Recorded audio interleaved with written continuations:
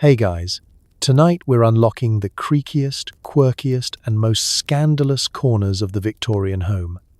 That's right, tonight is all about the bedroom, but not for the reasons you think. Forget steamy romance. We're talking about secrets stashed under musty mattresses, etiquette rules stricter than your HOA, and why the Victorians would rather fake a fainting spell than let anyone know what color their bedsheets were. Before you get cozy, hit like and subscribe, but honestly, only if you actually enjoy these ridiculous midnight history dives. Leave a comment with your own bedroom horror story, unless it involves wallpaper, in which case, please, spare us all. Now, dim the lights, put a fan on for that background hush. Victorian bedrooms always came with mysterious noises, and burrow into your clean, modern sheets. But let's get suspicious together for a second. Have you ever wondered why Victorians were so obsessed with covering furniture legs? Was it actually illegal to say the word pajamas in public? Why did they keep so many personal items locked away in tiny boxes? Was it for privacy? Or just to keep the cousins from snooping? And if the average Victorian slept with a loaded pistol under their pillow, was it for burglars? Or to end dinner parties early? How did you even sleep with all those nightgowns, corsets, and moral anxiety? Congratulations. You've just woken up in the year 1851. The air smells like mothballs, the wallpaper is staring at you, and your bed has more rules than your marriage. Good luck. Victorian beds weren't just for sleeping. They were fortresses, layers of ticking, feathers, coverlets, quilts, and at least 3 kinds of mystery lumps. You don't just hop in, you climb, fold, and pray you don't vanish between the sheets, or worse, the mattress stuffing. And under it all, sometimes more secrets than the nightstand drawer at your aunt's house. Let's set the scene. You stumble into your dimly lit bedroom at the end of a long Victorian day. Your brain foggy from too much mutton, not enough sunlight, and a faint whiff of coal smoke that never quite leaves your nostrils. There it is. The bed, standing like a 4-posted behemoth in the middle of the room, draped in more fabric than a fabric store's clearance bin. Victorians didn't do minimalism. They did how many layers can one horizontal surface legally hold before it becomes a fire hazard. First, you meet the coverlet. A decorative but functionally useless layer that exists solely to be removed, folded, and then placed somewhere inconvenient. Under that, the counterpane, a sort of blanket that's thicker than a duvet but thinner than your patience after a family dinner. Next comes the quilt, stuffed with feathers, horsehair, or whatever was on sale at the Victorian stuffing depot that week. If you're lucky, your quilt is only slightly lumpy and only harbors 1 or 2 generations of family bedbugs. But wait, there's more. Beneath the quilt, you'll find the sheet layer. Not 1 sheet, oh no, 2 at minimum. The bottom sheet, made of heavy linen and starched to a crisp that could double as body armor. And the top sheet, which acts as a polite barrier between you and the rest of the bed's mysterious contents. All of this sits atop the mattress, if you can call it that. Victorian mattresses were not the plush wonders of today. Imagine a burlap sack stuffed with hay, straw, wool, or, for the truly unlucky, the hair of local horses. The more expensive the bed, the weirder the stuffing. Down feathers for the rich, or seaweed if you lived near a particularly enthusiastic coast. And underneath the mattress, the ticking. A tightly woven case that's meant to keep the mattress innards from escaping and going on adventures of their own. Spoiler, it rarely worked.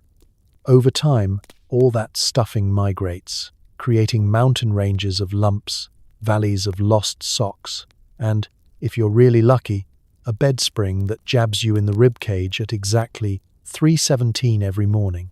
Getting into bed isn't so much an act as an ordeal.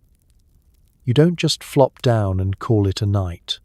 You execute a strategic maneuver, peeling back the layers like a botanist dissecting an onion, each stratum revealing a new historical oddity, a faded love letter, a pressed flower from a forgotten funeral, or the petrified remains of last winter's midnight snack. And let's not forget the bed curtains, swaying ominously in the darkness like the world's laziest ghosts.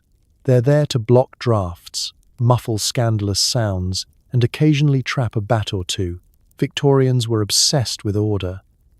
So every morning, the bed-making ritual begins. Plumping, straightening, folding, and tucking until your mattress looks less like a crime scene and more like a department store window. Heaven forbid anyone catch you with your sheets rumpled. Unmade beds were considered a sign of moral decay, second only to using the wrong spoon at dinner. Servants, if you had them, were judged by the tightness of their hospital corners, no pressure. But the bed wasn't just for sleep. It was a stage for convalescence, fainting spells, dramatic reading sessions, and the occasional covert snack. It's where children were conceived, and, sometimes, more memorably, where a child hid with the family cat during thunderstorms. Some beds even had hidden compartments, perfect for storing valuables, love letters, or contraband novels. If these beds could talk, they'd probably ask for a therapist. So, next time you crawl into your perfectly bland, memory foam mattress, take a moment to appreciate the simple luxury of not needing a map to find your own pillow. Because in the Victorian era, bedtime wasn't just a routine. It was a full-contact sport. With layers, you'd think pillowcases were just for drool. In Victorian England, they were a statement, starched, embroidered, and never, ever to be discussed in public. Accidentally exposing your unironed pillowcase? Social death, which is why most families had a good set for guests and a real set for everyone else. Let's really dig in here. Imagine you're winding down in your Victorian bedroom, the gas lamp flickering just enough to make every shadow on the wall look like a minor demon. You pull back your fortress of sheets, and there, resting atop your lumpy hay and feather mattress, is the centerpiece of midnight scandal, your pillow. Not just any pillow. This is a showpiece, encased in a cover so aggressively ironed you could use it to exfoliate. The lace trim? Perfectly symmetrical. The embroidery? A subtle flex, your initials, your husband's crest, maybe a dainty sprig of lavender, hand-stitched by an aunt with more time than social skills. You would think nobody cares what your pillowcase looks like, but in this era, absolutely everything is about appearances. Pillowcases, along with tablecloths, napkins, and the horrifying invention known as the antimacassar, are visible proof that you are, in fact, a person of culture and moral fiber. Sure, nobody's supposed to see your bedroom, but everyone knows that sooner or later, someone will peek in. The vicar, your gossipy neighbor, that one cousin who gets lost every time she visits. If your pillowcase isn't crisp and white, you may as well confess your sins in the street. Of course, there's the good set, hidden away in a linen chest, only to be unfurled for special guests. These pillowcases are so well starched, they could double as body armor. They get bleached, boiled, and ironed until your ancestors feel it in their bones.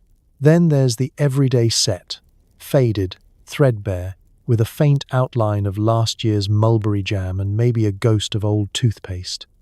This is the set you actually sleep on, unless you're being punished or visited by someone with high social standing and low eyesight. But let's talk laundry, because the real scandal here isn't just about frilly embroidery. Pillowcases, like all household linens, have to survive the Victorian washing process, which makes your modern delicate cycle look like a day at the spa. First, there's the soaking in lye or soap flakes. Then boiling, yes, boiling, your precious linen in a giant copper cauldron, usually in the backyard or scullery. After that comes beating the daylights out of it with a mangle or a heavy wooden bat. Finally, It's hung out to dry, ironed, with an actual iron, heated over a fire, and folded so tightly you could probably bounce a penny off it. And still, the stain from Cousin Jeffrey's nosebleed persists, haunting you like a spectral accusation every bedtime. So what happens if you slip up? Maybe you forget to change out the good set before your mother-in-law's surprise visit. Or, heaven forbid, the neighbor comes by to borrow sugar and gets a glimpse of your slightly yellowed pillowcase through a crack in the door. That's it. You're done. Prepare for whispers, side eyes at church, and at least one anonymous note suggesting better housekeeping. In the Victorian era, reputation is as fragile as a lace ruffle and twice as flammable. Of course, not every pillowcase disaster is self-inflicted. Sometimes, the maid changes out the wrong set. Sometimes, the family cat hurls up a hairball in the exact center of your decorative pillow shams. Sometimes, you wake up with a mysterious red stain and spend the next 2 weeks inventing increasingly outlandish explanations involving beets, berries, or minor stigmata. There's also the issue of pattern. Gingham, plaid, subtle stripes. Each signals something about your station, taste, or, if you're really unlucky, your willingness to cut corners.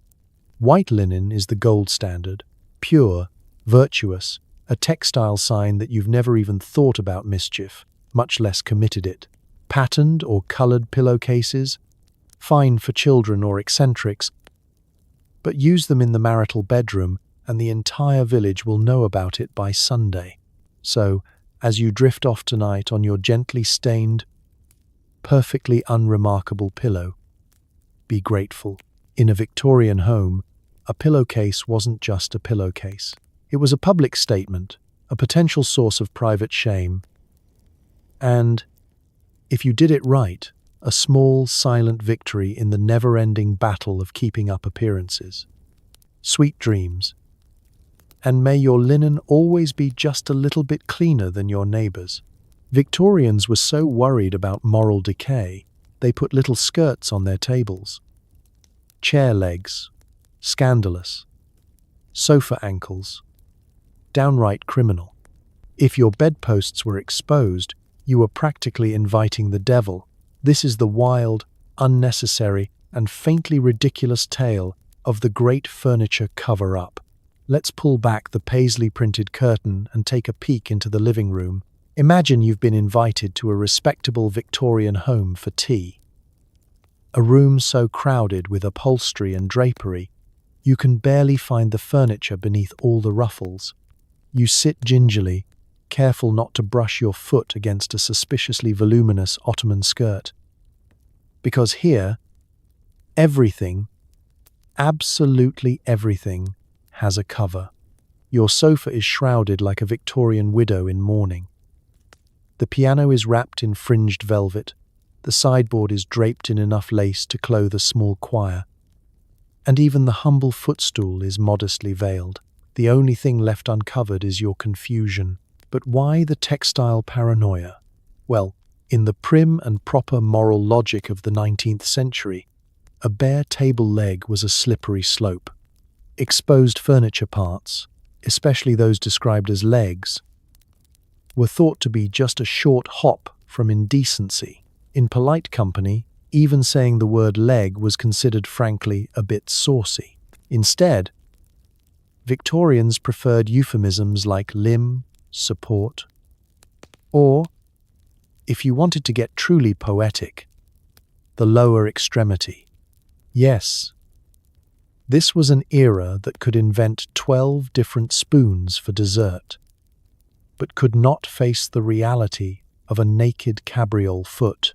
Of course, furniture modesty reached its high watermark in the drawing room, where the family gathered with guests to drink tea and gently judge one another's character. Here, the table's little skirt, sometimes ruffled, sometimes tasseled, occasionally resembling a child's ill-fated sewing project, was a badge of virtue.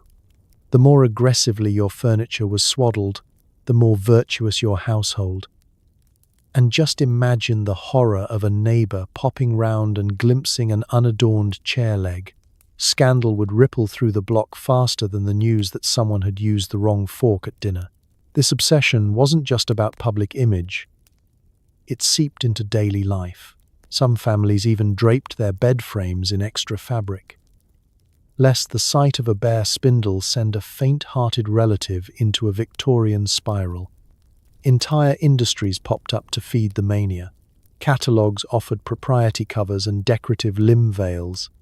Homemakers competed to see who could produce the most elaborate antimacassar, that little lacy doily whose only job was to protect furniture from the indignities of male hair oil and, perhaps, sinful thoughts.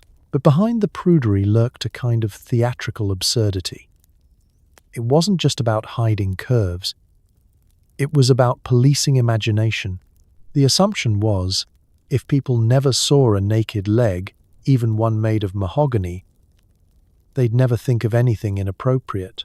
It was a world where a slipcover was the last defense against the collapse of civilization. Meanwhile, outside the house, real scandals, child labor, poverty, crime raged on. But inside, it was all about saving souls, one sofa fringe at a time. Of course, not every family had the same level of textile discipline. The well-to-do could afford the latest in Parisian furniture modesty, velvets, damasks, lace imported from Bruges. Middle-class families made do with home-sewn covers, mismatched fabrics, or, for the truly avant-garde, nothing at all. Gasp. These were the true rebels, the wild ones, the people who let their furniture breathe. And as for the poor, if you're cramming 6 kids and a goat into one room, nobody's worried about the chair legs. The moral panic was mostly reserved for the parlor class, those teetering in the social middle, desperate to display their refinement by any means necessary, even if it meant crocheting a tiny shawl for a footstool. So tonight, as you lounge with your bare, scandalous furniture on full display, maybe whisper a quiet thanks that you live in a time when nobody's going to call the vicar if your ottoman goes commando. In the world of the Victorians, modesty didn't stop at hemlines. It crept into every room, covered every surface, and convinced an entire generation that a ruffled table skirt could save their soul. Sleep well, and remember to cover those ankles, just in case. No indoor plumbing, no problem. The Victorian solution. The humble chamber pot, kept discreetly under the bed. Unfortunately, nothing says romance like the sound of someone fumbling for a porcelain pot at 3 a.m., or the daily debate about whose job it is to empty it. Spoiler: it's never yours. Let's take a moment to imagine your average Victorian night. You're snuggled in, layered under 6 blankets, a bed curtain drawn for privacy, and just starting to drift off to the soothing lullaby of a distant street vendor shouting about eels. Suddenly, nature calls, urgently. There's no sprinting to a shiny bathroom with heated tiles. There's not even a dedicated outhouse unless you want to face the night air and an entire ecosystem of rats the size of small terriers. Instead, you fumble around in the dark, groping under the bed for the cold, heavy shape of the chamber pot. And here's the fun part. Victorian chamber pots came in all shapes and sizes, from the dainty floral-printed model with a matching lid for the upwardly mobile, to chipped enamel buckets that looked suspiciously like they'd already lived several lives. In grander homes, you might find a decorative commode chair, a wooden seat with a chamber pot nestled discreetly beneath a trapdoor, so you could maintain dignity while, well, not maintaining dignity at all. But for most people, it was you, a chilly bedroom floor, and the chamber pot you prayed hadn't cracked during last winter's deep freeze. Now, let's talk about logistics. In a typical family bedroom, one pot often served several people. There are few better ways to learn about someone than sharing a chamber pot in the dead of night. You become intimately familiar with the sounds, the smells, and the horrifying risk that someone else has beaten you to it and not had the courtesy to put the lid back on. If you're especially unlucky, the cat has taken up residence inside, or a curious toddler has decided to conduct a midnight science experiment. Of course, no one actually wanted to deal with the pot come morning.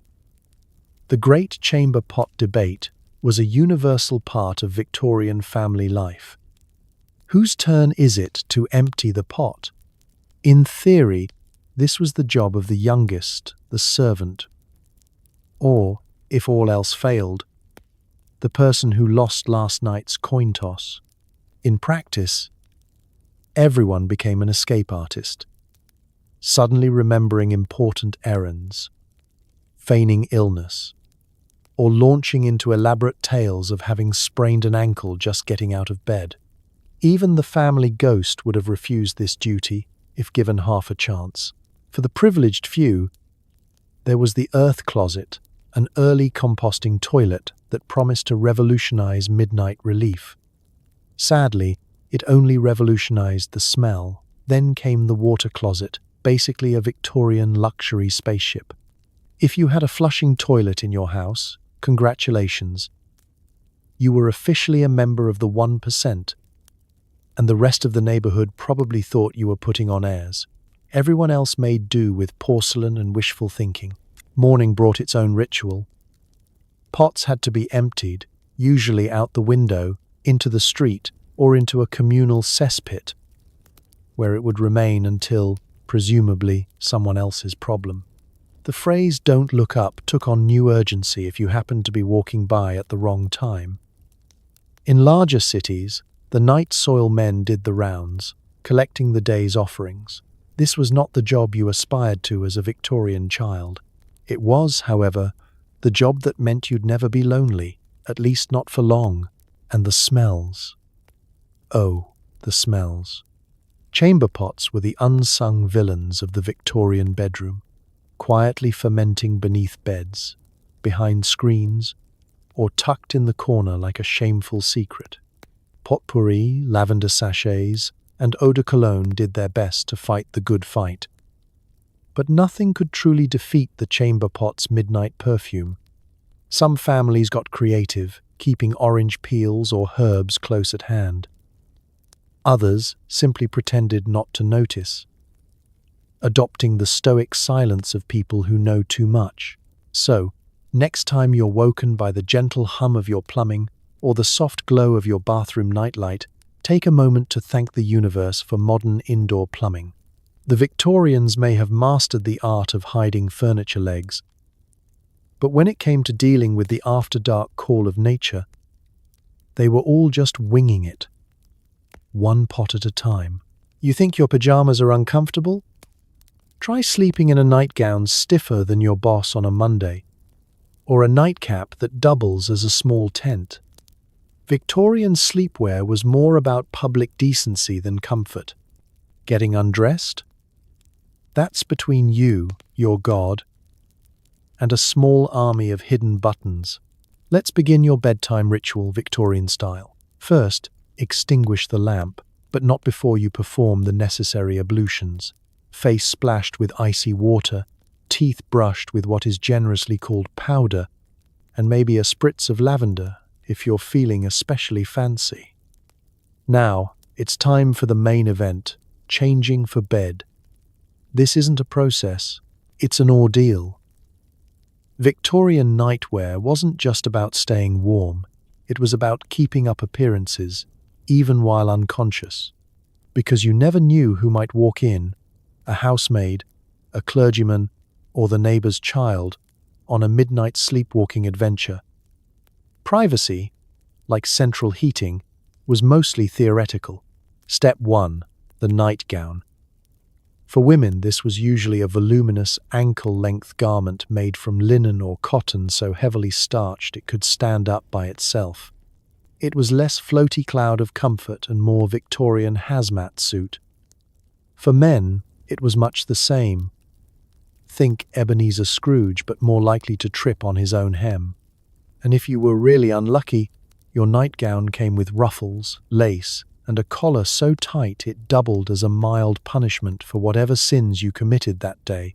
Then there was the nightcap. Not the nice kind you sip, but a literal cap, often wool, sometimes silk, occasionally resembling a small boat that had lost its way and landed on your head. It's there to keep your head warm, because heaven forbid a stray draft should sneak in and ruin your constitution. For ladies, the cap could be an elaborate lace bonnet, starched and frilled to a point of architectural interest. For men, it was more practical, but no less ridiculous, dangling with a little tassel that would inevitably end up in your mouth by morning. Getting into this nighttime armor is its own trial.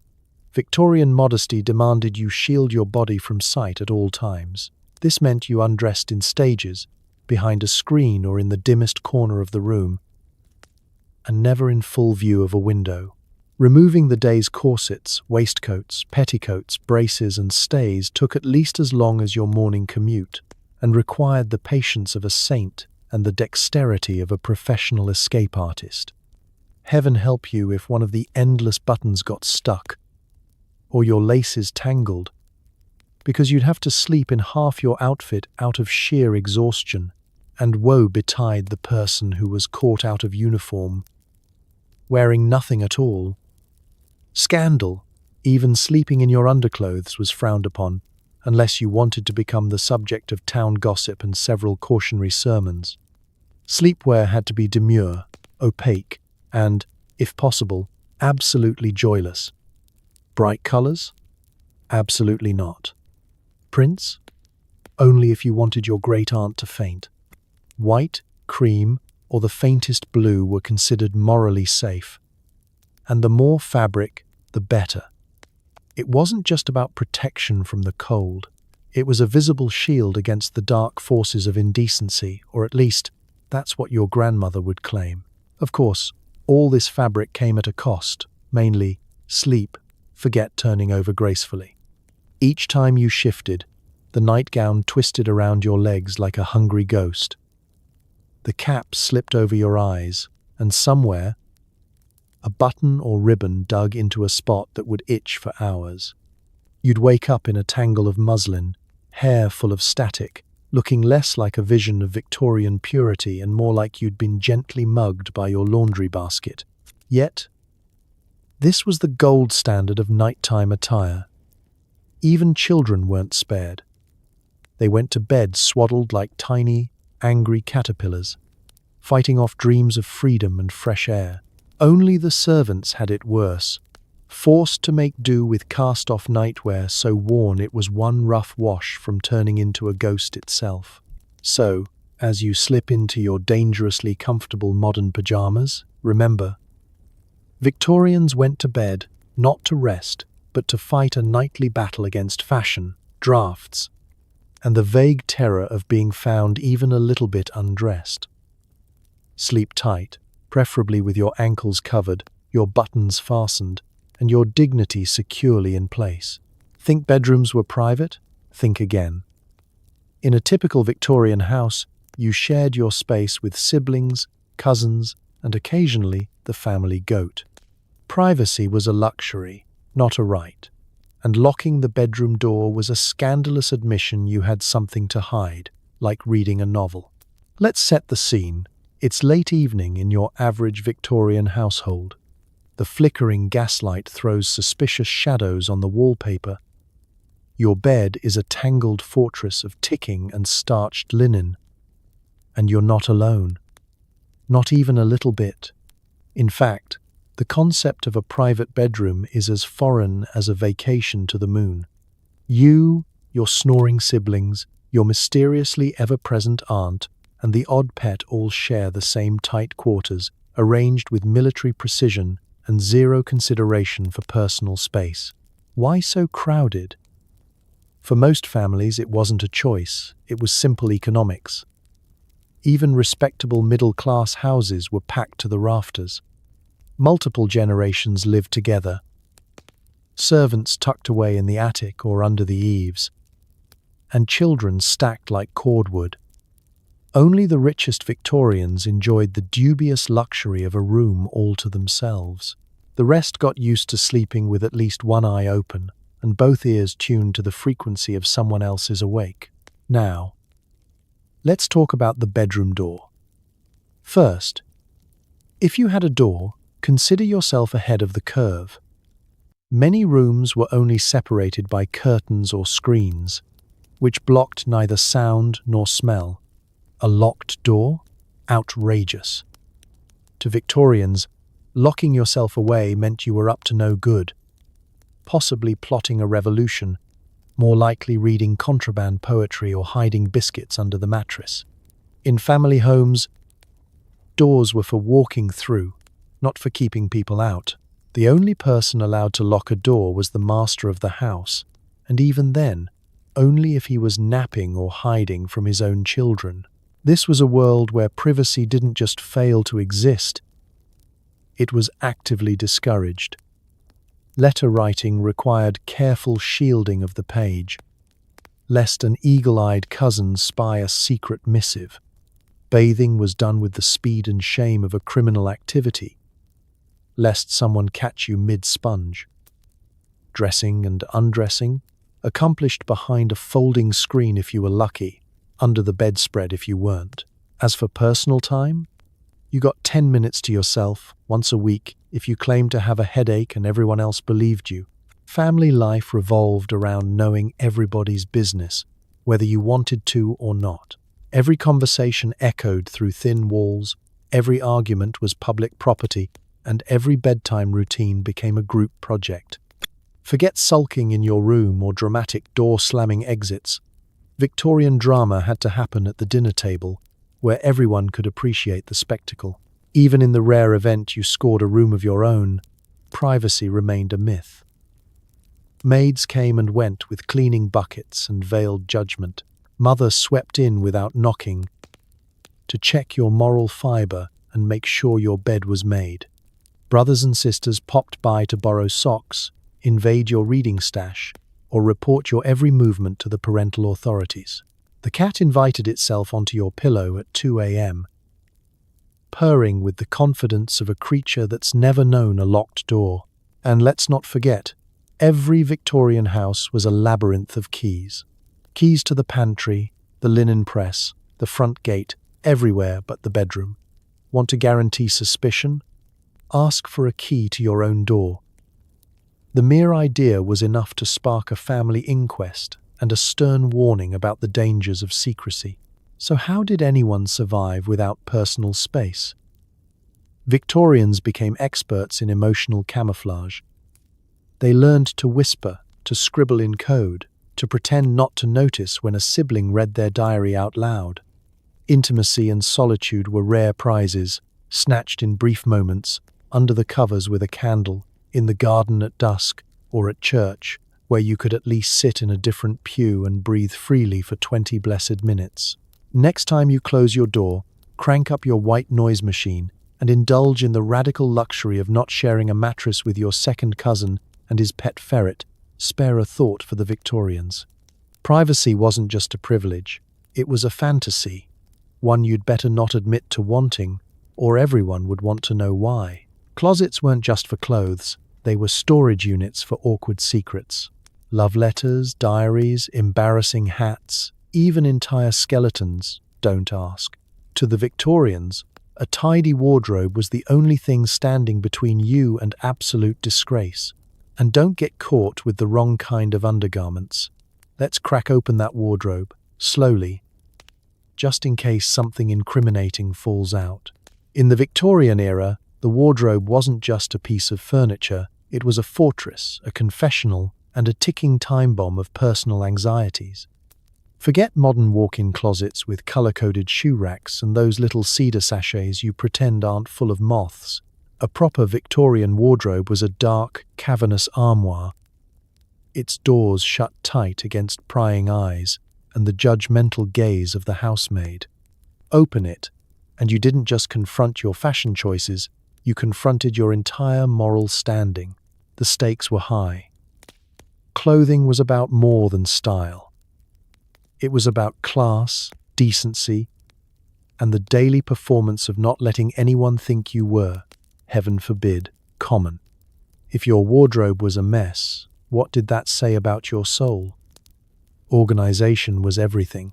Shirts starched and folded, dresses hung just so, hats lined up in a parade of seasonal inappropriateness. And heaven help you if someone found something out of place. A winter scarf in July, a pair of men's gloves in a lady's drawer, or worst of all, a misplaced corset.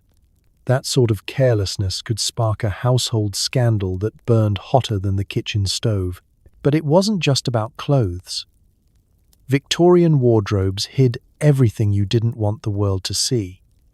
Love letters, carefully tied with a faded ribbon, tucked behind the old gardening hat you've never worn. Embarrassing Christmas presents from your eccentric aunt, a novelty bonnet shaped like a turnip, say. Diaries full of secrets and mild heresies, hidden behind a stack of petticoats so crinkly you could hear your own guilt every time you shifted them. Sometimes there was even an actual skeleton, usually a joke gone too far at Halloween, or the remains of last summer's cheese plate.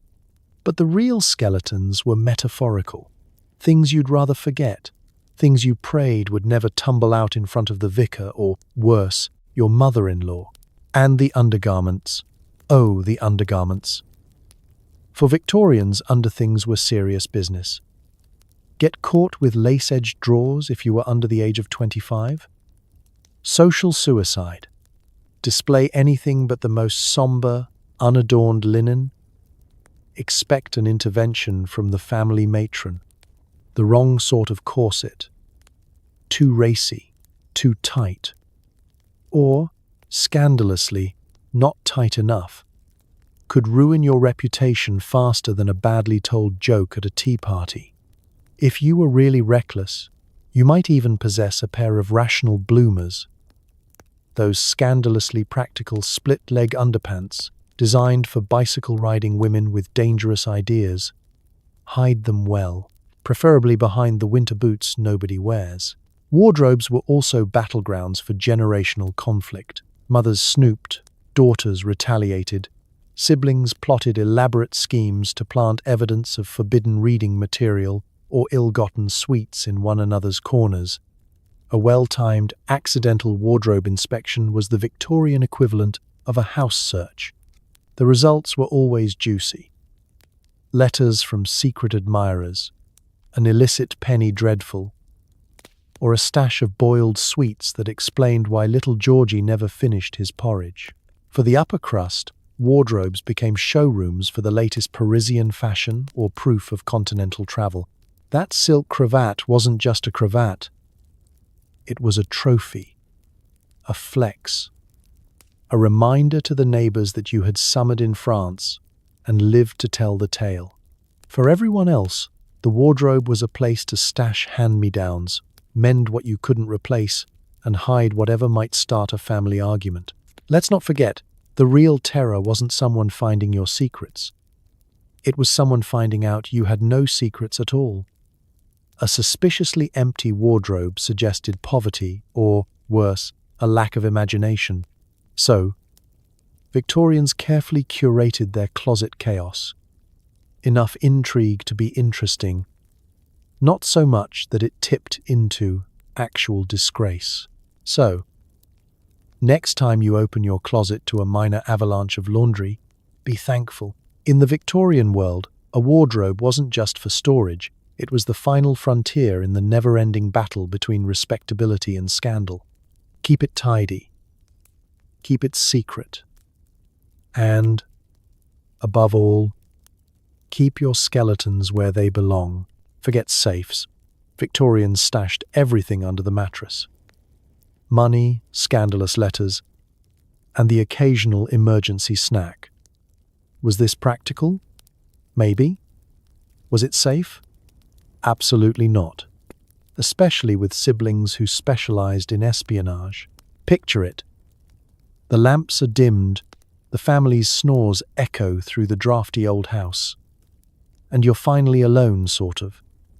If you're a Victorian with a secret, and who wasn't, there's only one guaranteed hiding spot. Under the mattress. Never mind that this was also where the family cat gave birth, where the toddler hid half a turnip, or where dust bunnies achieved sentience. In the Victorian era, The world beneath the mattress was an unofficial safety deposit box, part vault, part trash can, part emotional support shelf. Let's talk logistics. Mattresses weren't feather-light wonders you could just lift with a pinky. No, they were hefty, hay-stuffed, occasionally suspicious rectangles requiring strength, stealth, and at least one believable excuse to move. Pulling up the corner without attracting notice was a skill developed over years, usually in direct competition with nosy siblings, nosier parents, and the ever-watchful housemaid who could sniff out contraband at 20 paces. If you managed to tuck something under there without the springs, or worse, the lumps, squeaking, you could call yourself a domestic ninja. But what actually went under there? Pretty much everything you'd rather not explain if discovered. A few spare coins, hidden from the family savings jar, and definitely not to be counted by little brothers. Secret letters, folded until the creases resembled ancient papyrus, full of forbidden affection, literary ambitions, or desperate confessions about accidentally breaking Aunt Mildred's prize gravy boat. The occasional chocolate, hoarded like a squirrel against the next sugar famine. Sometimes even a borrowed trinket from the parlor, a tiny silver spoon, a sentimental brooch, or a cameo you'd regret borrowing as soon as it was lost. It wasn't just children and desperate teenagers who used this spot. Grown adults, mothers, fathers, even the stern old grandfather who claimed to have nothing to hide, all made strategic deposits beneath the mattress. For the working class, it might be the only bank account you ever had, a pouch of coins, a pawn ticket, or a precious bit of jewelry saved for a rainy day, or, more likely, the next sudden family emergency. For the upwardly mobile, it might be a receipt for new curtains, a letter from a distant relation, or an unsent thank you note that you could never quite finish. And here's the thing. Everyone knew about the mattress trick. That's why it became a battleground of wits. Siblings invented ever more elaborate decoy systems. A false stash of buttons in one corner, an actual dead mouse in another, just for laughs, or a pile of innocent handkerchiefs masking the real treasure.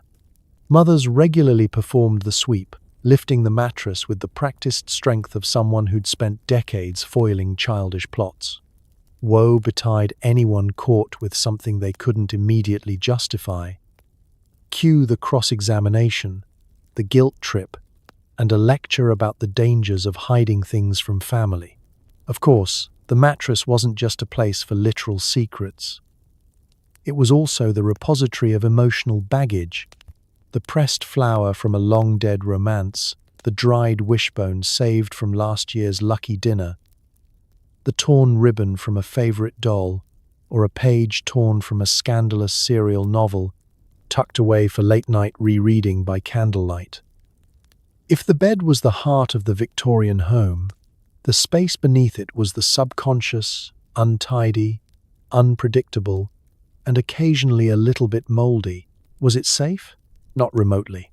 The family's best thieves were always under 5 feet tall and determined to discover what older siblings wanted to keep to themselves. The mattress springs might squeak at the wrong moment, betraying your clandestine activity. If disaster struck, a mattress flip for spring cleaning, or a midnight panic over missing coins, your whole life could be upended, and your most embarrassing treasures put on display. Still, the ritual endured. Victorians understood, perhaps better than we do, that sometimes you just need a place to put things where nobody, well, almost nobody, will find them. So tonight, as you stash your phone in a nightstand and trust that nobody's going to rifle through your pillows, be glad. The age of the mattress vault is over, at least until your next emergency chocolate craving. Sleep tight and don't check for secrets. You might find more than you bargained for. Nothing says goodnight like a suffocating velvet curtain wrapped around your bed, ostensibly for warmth and privacy. Bed curtains mostly trapped farts, stifled sneezes, and provided endless opportunities for embarrassing accidents. Let's dim the lamps and step inside the Victorian bedroom, where the real drama began long after dark. There, in the middle of the room, is your bed. Not just a simple sleeping spot, but a stage, boxed in by thick, heavy curtains that billow, bunch, and billow again every time someone so much as breathes. Bed curtains, sometimes known as draperies or hangings, were the status symbol of their time, transforming a plain mattress into a four-poster fortress. If you were lucky, yours were made of plush velvet or fancy damask. If you weren't, they were recycled from the living room and still smelled faintly of cabbage and last year's Christmas goose. Why all the fuss about fabric? For one, it was freezing. Central heating was a fantasy, and most bedrooms had the ambient temperature of a walk-in refrigerator, especially in winter. Those thick curtains help trap a little of your body heat, theoretically keeping you warm until morning. In practice, they mostly trapped everything else too: the musky tang of unwashed feet, the mysterious fug of last week's cheese sandwich, and whatever nocturnal emissions your digestive system had planned. Privacy? Sure. Breathability? Absolutely not. Now, let's talk about the nightly choreography. Because climbing into bed with curtains wasn't a simple act. You had to part them just so, keeping the drafts out but not accidentally walloping your sleeping partner in the nose with a swinging brass ring. Curtains swished, cords tangled, and the whole apparatus creaked like a haunted ship at sea. Drawing the curtains closed was an art. Done too quickly, you'd snap a tie or send dust clouds billowing skyward. Too slowly, and you risked being spotted by the family busybody, who would immediately assume you were up to something unspeakable, like reading a French novel. If you were a child, bed curtains were a playground and a prison. On the one hand, you could hunker down, create a fortress, and whisper secrets or invent ghost stories that would keep you, and everyone else, awake all night. On the other hand, every creak and sigh from behind those curtains became a source of terror. Was it a mouse? The cat? Aunt Mildred's ghost, looking for her misplaced teeth? No one knew, and no one wanted to check. Then there were the accidents. You haven't experienced true panic until you've tried to find your way out of a bed curtain maze at 2 a.m., desperate for the chamber pot, only to become hopelessly entangled in yards of brocade. Some unlucky souls managed to pull the whole curtain rod down on top of themselves, setting off a midnight commotion that drew the entire household, a handful of confused pets, and at least one neighbor. It wasn't uncommon to find a child, or, more humiliatingly, a grown adult, tangled up in their own private fortress, forced to beg for help from someone with better curtain-wrangling skills. The curtains also served as a social shield. In large houses, where servants came and went at all hours, you'd use the hangings to snatch a precious moment of fake privacy, praying the maid didn't catch you drooling on the pillow, or worse, scratching somewhere you definitely weren't supposed to in polite company. In smaller homes, where beds were shared with siblings, cousins, or anyone else unlucky enough to draw the short straw, the curtains became makeshift boundaries in a world with almost none. But all this fuss for a bit of fabric wasn't just about temperature or privacy. It was about status. Only the well-to-do had truly magnificent drapes, and a bed without curtains was practically a confession of poverty. The right fabric, the right pattern, and a few tassels could make all the difference between being admired by the Ladies' Temperance League and being pitied by the neighbors. So tonight, as you drift off in your breezy, curtain-free bed, think of the Victorians swaddled in a hot, farty cocoon of their own design, safe from drafts but never from drama. In the bedroom, as in life, sometimes your best attempts at comfort only create new disasters. Sweet dreams, and may your curtains always untangle themselves by morning. Victorian beds were less of a sanctuary and more of an insect theme park. Between the straw, the stuffing, and the damp, Sharing your pillow with 6 generations of bedbugs was just standard. And the only remedy? Setting your sheets on fire. Not recommended, but occasionally attempted. Let's set the stage. Night falls in your chilly Victorian bedroom, and you crawl into bed, bracing yourself for another evening's battle with the local wildlife. Forget the gentle hum of a white noise machine or the soothing click of a fan. What you've got are the tiny, relentless sounds of creatures scratching, scuttling, and making themselves very much at home in your sheets. The family cat might sleep at your feet, but she's not the only thing purring. The rest is a symphony of itching, twitching, and muttered curses. It starts with the mattress. Victorian mattresses, unlike today's chemical-laden clouds, were stuffed with anything remotely soft: straw, hay, horsehair, feathers, or, for the especially unlucky, seaweed with bonus beach aroma. Over time, this stuffing broke down and settled into mysterious, lumpy formations, creating perfect, cozy pockets for all manner of freeloading life forms. Bedbugs, in particular, were the undisputed kings of this terrain. They were ancient adversaries, tiny, flat, impossible to squish, and perpetually hungry. You weren't so much sleeping as providing dinner. Bedbugs weren't alone in their nightly revels. Fleas loved a warm body and a dirty blanket, and they didn't care whose it was, yours, your spouse's, or the dog's. Mites, invisible but mighty, patrolled every seam and stitch. Lice, meanwhile, hopped between scalps with the determination of a Victorian matchmaker. If you were lucky, you'd wake up with just a few itchy bites. If you weren't, you'd be scratching until the next bath day, scheduled conveniently once a month or whenever someone started to smell unseasonal. And what did the Victorians do to fight back? Well, not much at least, not successfully. The first line of defense was sheer denial. Pretend not to notice. Ignore the rustling in the pillow. Tell yourself those bites are from a passing mosquito, or maybe divine punishment for gossiping about the vicar's new hat. When denial failed, it was on to home remedies. People dusted their sheets with everything from sulfur to crushed herbs, hoping the smell would drive out the critters. Sometimes, families boiled their linens, which worked about as well as you'd expect when the mattress itself was still crawling. For the truly desperate, there was the nuclear option: fire. Burning the bedding was a time-honored, if destructive, tradition. Nothing says we have guests coming quite like a plume of acrid smoke from the backyard, accompanied by shouts of "it's for the bugs."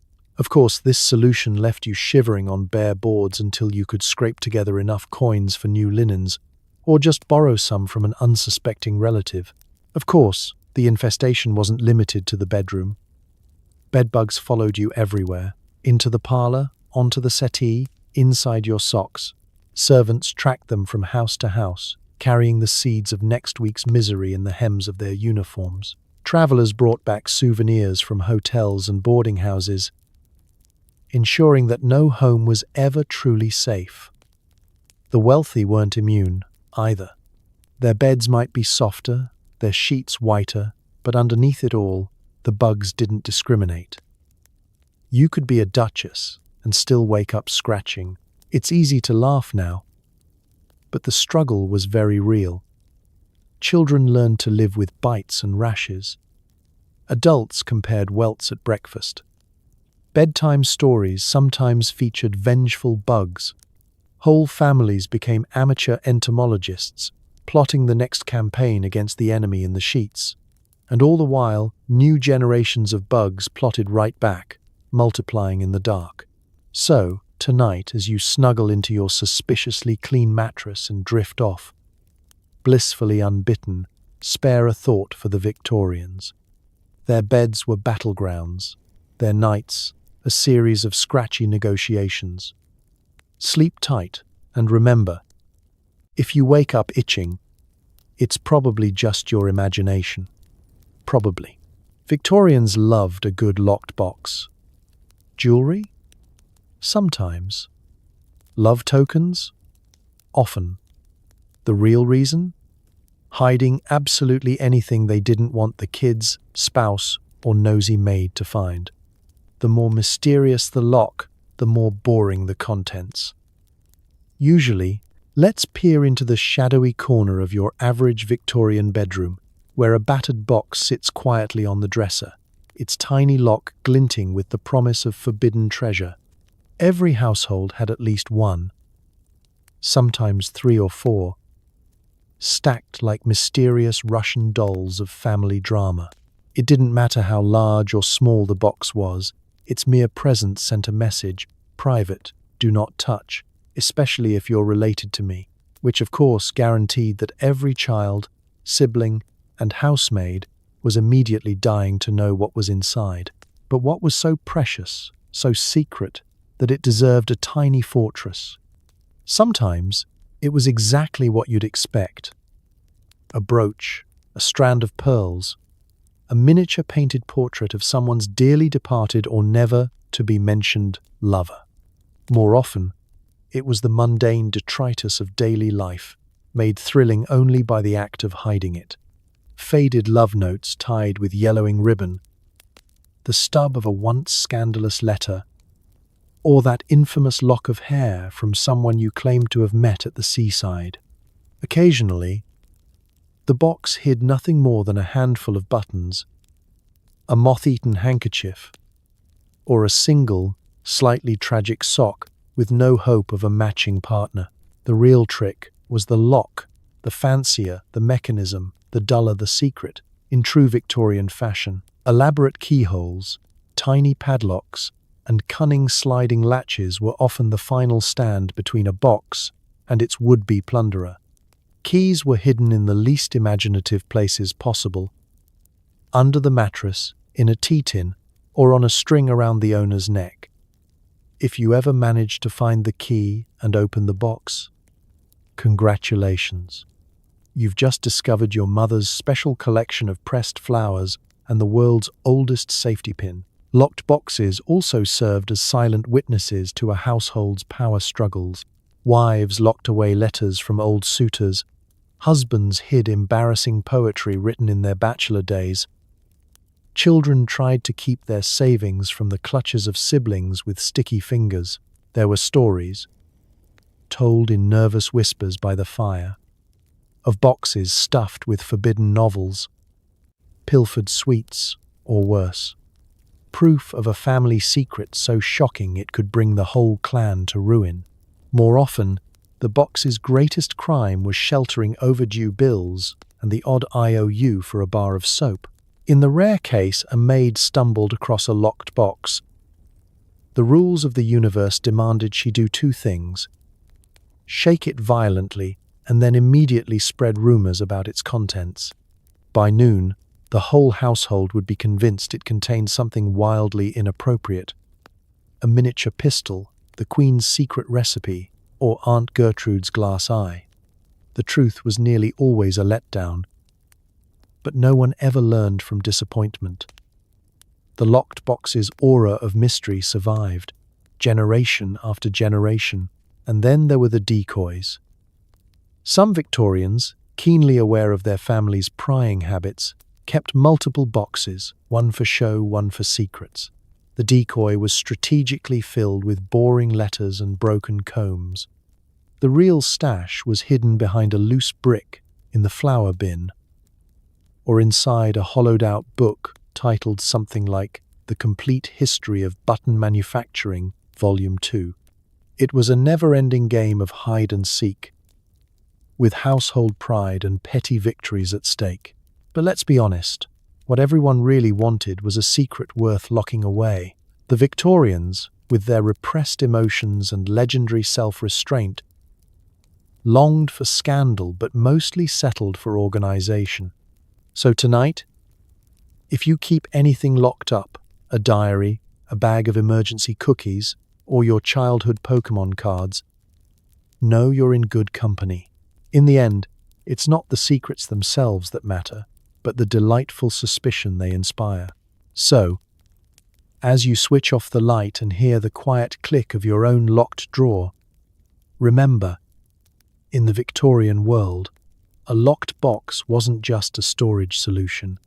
It was an invitation to wonder, a challenge to the curious, and the ultimate declaration that some mysteries are best left unopened, especially if they just contain another sock.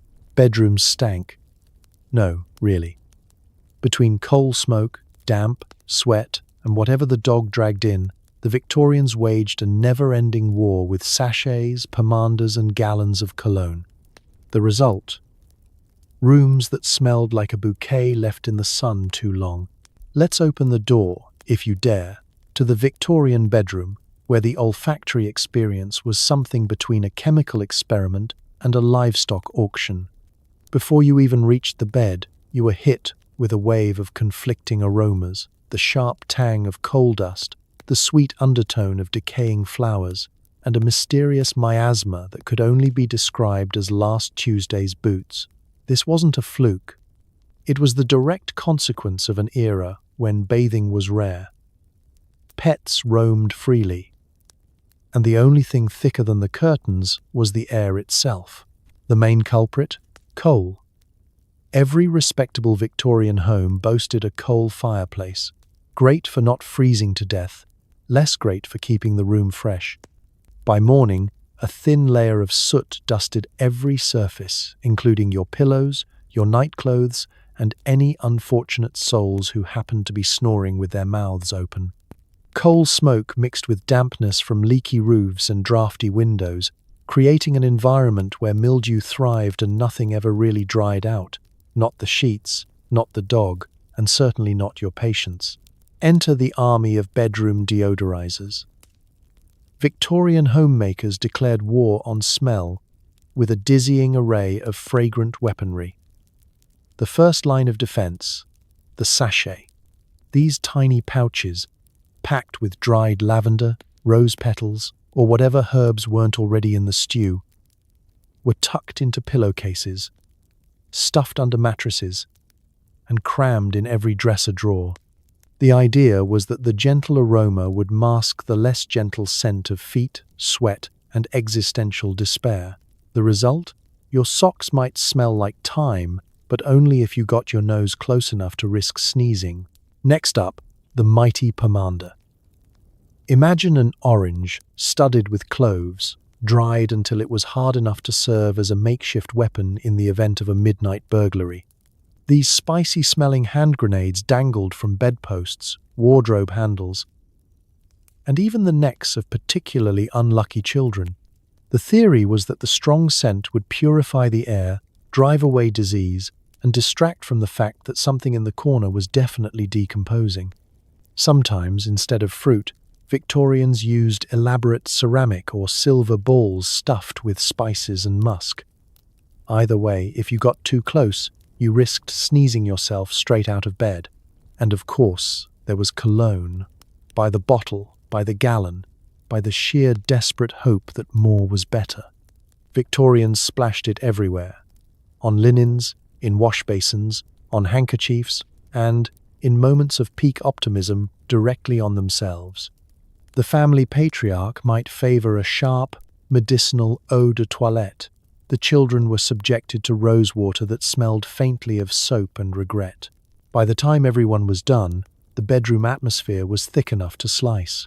Sometimes, all these efforts combined into a scent so dense and complex it could stun a horse. Guests would comment politely, "How floral," while secretly vowing never to breathe through their nose again. Maids, tasked with refreshing the sachets and refilling the pomanders, developed a keen sense for when to hold their breath and when to blame the family dog. But not every Victorian gave in to the olfactory arms race. Some simply opened a window, briefly, before the coal smoke and city air came rushing in, bringing with it the comforting reek of horse manure and cabbage soup. Others learned to embrace the chaos, proudly declaring that a real home smelled of living. Translation: we gave up years ago. So, tonight, as you drift off, surrounded by nothing but the scent of clean sheets and the soft whir of a fan, Spare a grateful thought for your ancestors. They did battle every night in the trenches of stench, armed only with flower petals, oranges, and stubborn hope. If your room ever smells weird, just remember, at least it's not the aftershock of a Victorian cologne bomb. Sleep well, and may your dreams be fragrant, not fermented. It wasn't just Aunt Mildred haunting the spare room. The Victorians were obsessed with ghosts, and their bedrooms were ground zero for seances, spirit rapping, and sleep paralysis episodes no one dared discuss at breakfast. Imagine it. You're crawling into your drafty Victorian bed, curtains drawn, candle guttering, the wind rattling the window like someone knocking to get in. It's late, far too late to be sensible, but just the right hour for things that go bump, creak, and occasionally moan. Welcome to the true Victorian sleepover, equal parts insomnia and ghost story. Victorian bedrooms weren't just resting places. They were stages for the era's favorite supernatural pastimes. Spiritualism swept across the English-speaking world in the mid-1800s, powered by a heady mix of grief. Everyone lost someone to mysterious illnesses, curiosity, and the irresistible allure of a good old-fashioned scare. Suddenly, the bedroom, already full of odd shadows and cold corners, became the perfect spot to reach out to the other side. Parlor tricks and table rapping were just the beginning. After dark, families would gather by candlelight to conduct seances, sometimes in a hushed circle, sometimes sprawled on the bed itself, summoning spirits with trembling hands and wide eyes. You, the newly initiated, might find yourself clutching the sweaty palm of your second cousin while the local medium, who also happened to sell jam, called on departed loved ones to tap on the wardrobe, ring a bell, or simply send a cold draft wafting up from the floorboards. Was it a message from beyond, or just an ill-fitting window sash? No one wanted to be the first to break the spell. Bedroom seances were all about atmosphere, heavy curtains to muffle sounds, flickering light, and enough incense to make everyone's eyes water. Skeptics were everywhere, but even the bravest souls admitted that, late at night, things felt different. The Victorians adored a good ghost story. It was perfectly normal, almost expected, to share tales of midnight visitations, haunted portraits, and spectral relatives whose only unfinished business was rearranging the guest towels. And if you were unlucky, your bedroom wasn't just the scene of amateur spiritual investigation, it was where the ghost actually showed up. The Victorians had a name for everything, including sleep paralysis, which became the old hag or nightmare. Imagine waking up, unable to move, convinced that something was sitting on your chest, staring you in the eye. Logical explanations? Unfashionable. Most blamed it on bad cheese, a cursed mirror, or the ghost of great-grandpa Thomas, who'd never forgiven you for misplacing his walking stick. Of course, the real entertainment came from household hauntings. Knocks in the night, mysterious footsteps, unexplained cold spots. Every Victorian family had their share of unproven paranormal drama. The bravest child might volunteer to sleep in the haunted room, usually in exchange for sixpence or an extra biscuit at breakfast, only to emerge in the morning pale, wide-eyed, and full of stories about eerie whispers and shadowy visitors. For some, ghosts were comforting. They were signs that family ties endured, even after death, especially if you still owed someone money. For others, they were a convenient excuse for things going missing. Who took my hairbrush? It must have been the poltergeist, dear. Even the family dog wasn't above suspicion, often blamed for barking at invisible intruders or running away from a patch of cold air. And then there were the professional ghost hunters, self-styled experts armed with notebooks, smelling salts, and an unhealthy interest in things that go thump. They'd spend a night in your guest room, pronounce it spiritually active, and go home with a shilling and a story. If you were lucky, The worst you got was a sleepless night and a faint sense of being watched. If not, you might find your sheets rearranged or, in extreme cases, your chamber pot mysteriously emptied. Nobody ever confessed to that one. So tonight, as you snuggle into your modern, ghost-free bedroom and tell yourself that Odd Creek was just the house settling, spare a thought for the Victorians. In their world, every midnight was open to possibility. A visit from a long-lost relative, a message from the spirit realm, or just a very creative excuse for why you couldn't sleep. Sweet dreams, and if you hear a knock at the wardrobe, maybe don't answer. Forget the nuclear family. Victorian bedrooms overflowed with children, sometimes 10 to a bed, kicking, coughing, wetting the sheets, and starting fights at 2 a.m. Privacy? Never heard of her. Let's step into the after-dark world of the Victorian household, where bedtime was less a peaceful retreat and more an exercise in extreme togetherness. You didn't drift off serenely to the sound of gentle rain. You dropped, exhausted, onto a mattress already occupied by siblings, cousins, maybe a neighbor's child, and occasionally the family dog or a brave cat with a high pain tolerance. The result was a nightly performance worthy of a circus, an acrobatic feat of squirming, squashing, and blanket stealing, punctuated by sharp elbows and surprise feet. Space was a fantasy. In large, working-class families, there simply weren't enough beds or even rooms to go around. Parents would tuck children in shoulder to shoulder, 2 or 3 across the head of the bed, another 2 at the foot, sometimes a few along the sides for good measure. The youngest got wedged in the safest or least damp spot, while older siblings learned the delicate art of not rolling onto anyone small enough to vanish between the mattress lumps. It wasn't unusual for kids to sleep in shifts, especially during cold winters when the body heat was all that stood between you and an icy death. And the sounds. Oh, the sounds. Bedtime came with a soundtrack. The relentless chorus of coughs and sniffles, the whimpers of a sibling with growing pains, the ominous creak of bed slats, and the inevitable squeal when someone's cold toes made contact in the dark. If you managed 5 minutes of uninterrupted sleep, you were either a miracle or momentarily deaf. Conversations carried on well past midnight, whispered secrets, ghost stories, or the occasional plea for someone to stop hogging the covers or else. Sheet wetting was a nightly hazard, and, thanks to the numbers, rarely a private shame. Someone was always waking up damp and shuffling toward the laundry basket, clutching a sodden blanket and vowing revenge. Arguments broke out over blanket territory, pillow rights, or who got to sleep furthest from the window, the coldest spot in the house.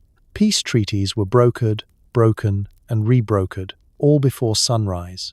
Of course, this communal sleeping arrangement wasn't just a matter of economics.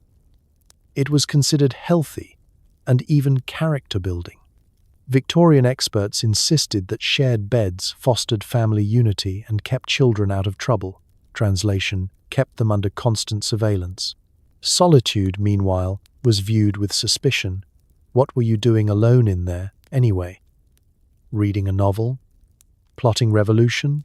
Better to keep everyone bunched together, noisy, cranky, and entirely above board. And yet, out of this nightly chaos came some of the era's fondest memories. Children swapped stories, comforted each other through nightmares, and forged alliances for the next day's battles over toys or breakfast scraps. The oldest quietly reassured the youngest that the shadow on the ceiling wasn't a ghost, just Aunt Mildred's nightcap hung up to dry. If anyone had a nightmare, there was always a hand to hold, or at least a sibling to nudge awake in solidarity. Still, as kids grew older, the desire for personal space became overwhelming. Teenagers longed for a corner of their own, a place to stash treasures, scribble in a diary, or dream of a quieter future. But privacy, like a second helping at supper, was reserved for the lucky or the rich. Most learn to sleep through anything, develop the patience of saints, and perfect the art of snatching an hour's nap whenever the chaos subsided. So tonight, as you stretch out blissfully solo, maybe complain about your partner stealing the duvet, or marvel at the luxury of silence, remember the Victorians and their nightly family pile-ups. If you've ever wondered why your ancestors were so tough, now you know. They survived childhood sleeping in the world's noisiest, bumpiest, and least private beds. Sleep well and enjoy the quiet. For once, it's all yours. Fainting wasn't just a reaction to corsets. It was a legitimate social tool. Didn't want to answer a nosy question? Swoon onto the bed. Need to escape a boring conversation? Collapse gracefully onto the coverlet and wait for smelling salts. Let's be honest. Victorian life was full of awkward encounters, unwanted suitors, overbearing in-laws, embarrassing medical questions, and the never-ending gauntlet of social faux pas. What's a respectable person to do when cornered at a family gathering or on the receiving end of an impromptu "Where were you last Thursday?" Interrogation? Easy. You faint, or at least you pretend to. The strategic swoon was the Swiss Army knife of Victorian etiquette, part exit strategy, part performance art. Mastering the feint wasn't just about toppling over like a sack of potatoes. Oh no. There was a method. A whole choreography, really. First, the faraway look. Eyes flutter, lips part slightly, maybe a delicate hand pressed to the forehead for dramatic effect. Next comes the stagger. A single, trembling step toward the bed, the nearest chaise lounge, or even a conveniently placed sibling. Then, the descent. The goal is to look both fragile and elegant.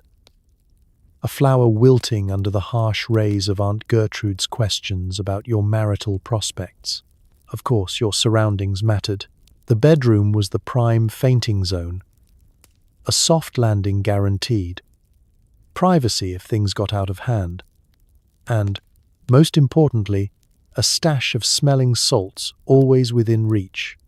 Smelling salts were the Gatorade of the Victorian fainting set. Harsh, nose, stinging, and guaranteed to revive even the most stubborn case of strategic collapse. For added flair, you might have a housemaid on standby, ready to flutter anxiously, wave a fan, or summon the family doctor, who would arrive just in time to scold you for reading too many novels. And it wasn't just the ladies. Men could and did faint, usually after receiving shocking news, losing at cards, or being asked to help with household accounts. But for women, the faint was a social lifeline. Tired of listening to Cousin Edwin's endless talk about his beetroot farm?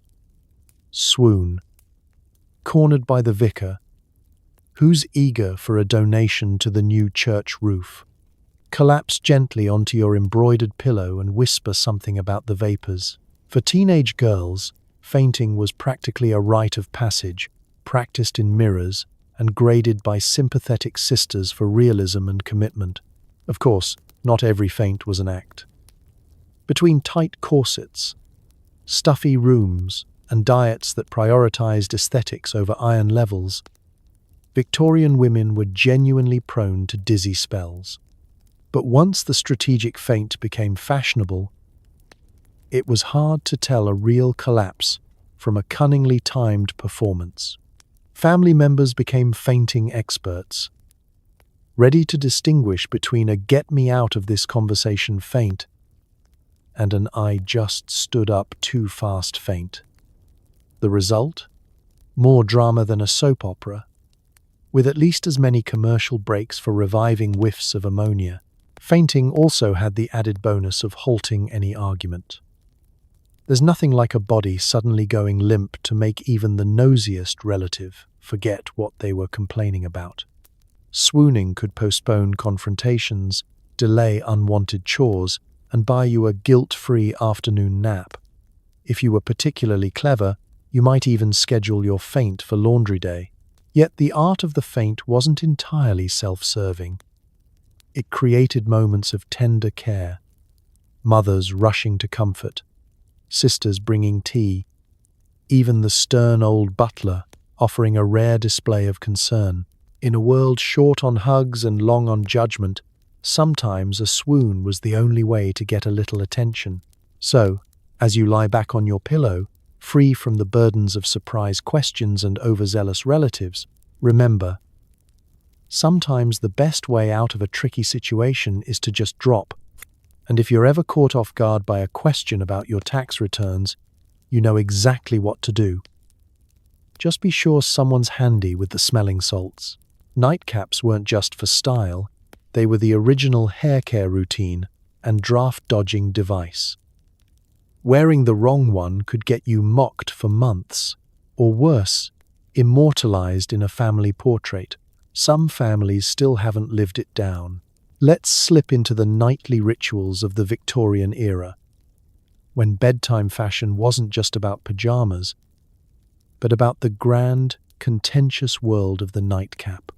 Before you even touched the sheets, you had to select your cap: floppy, frilly, striped, lacy, or, if you were truly unfortunate, one that looked like it had been stolen from a circus tent. Nightcaps weren't a suggestion. They were practically a requirement, the final item on a checklist that included winding the clock, saying your prayers, and tucking yourself in for battle against the midnight chill. The purpose of the nightcap was part practical, part social signaling. For starters, most Victorian bedrooms had the climate of a forgotten wine cellar, no insulation, paper-thin walls, and drafts that could rattle your teeth. The nightcap kept your head warm, which, according to Victorian science, was the only thing keeping your brain from freezing or catching a life-ruining cold. Hair, left unguarded, would frizz, tangle, or, horror of horrors, become visible evidence that you'd spent the day sweating and not swooning. The cap was your first defense against both illness and reputation damage. For women, the nightcap was a delicate lace bonnet, often adorned with frills, bows, or even embroidery. It was meant to look modest and sweet, never flashy, never too colorful. Choose incorrectly, and you'd be the talk of the breakfast table for weeks. For men, it was more of a soft, often comically long stocking cap, sometimes with a tassel that swung into your eyes every time you turned over. The patriarch of the house could set the fashion for the entire family. One unfortunate father, enchanted by a cap with an extra-large pom-pom, might accidentally start a trend that would haunt family photo albums for generations. Nightcaps weren't just about warmth and dignity. They were the original sleep mask, a way to block out the lamplight or, more importantly, to signal to your family that you were off duty for the night. A properly pulled-down cap communicated, "Do not ask me to fetch water, break up fights, or listen to your complaints about the cat." For children, a nightcap was both a badge of maturity and a perpetual embarrassment. No child wanted to wear the baby cap with the frilly trim, but refusing to wear one was unthinkable. Stories of lost caps leading to mysterious illnesses kept even the boldest siblings compliant. But the nightcap also played a dangerous social role. It was a family's silent referendum on taste. Rivalries emerged: whose bonnet had the neatest lace, whose tassel was most luxurious, whose cap accidentally matched the guest bedding. And heaven help the guest who turned up with a cap that was a bit much. They'd find themselves gently shunned, given the lumpiest pillow, or featured in next year's Christmas card as a cautionary tale. There were, of course, mishaps. Nightcaps fell off in the night, leading to frantic morning searches. It's under the dog again. They shrunk in the wash, resulting in unfortunate muffin head looks. Some children rebelled, swapping their assigned cap for a sibling's, sowing chaos and confusion at bedtime. Occasionally, a cap would go missing entirely, sparking conspiracy theories about jealous siblings, the family ghost, or the neighbor's sticky-fingered cat. The greatest peril, though, was the family portrait. One unfortunate choice, forever immortalized in oil paint or sepia, guaranteed a legacy of laughter and shame. Stories would be told for decades. Remember Uncle Horace's polka dot nightcap?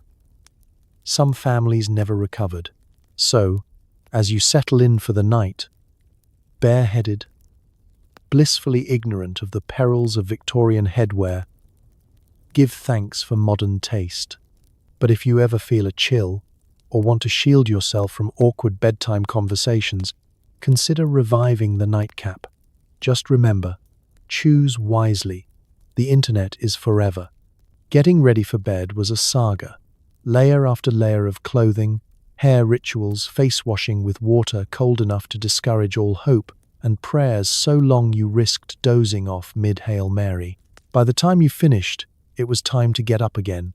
Let's roll back the clock to a typical Victorian evening, where the sun sets and the real marathon begins, not for the nightlife, but for the bedtime rituals.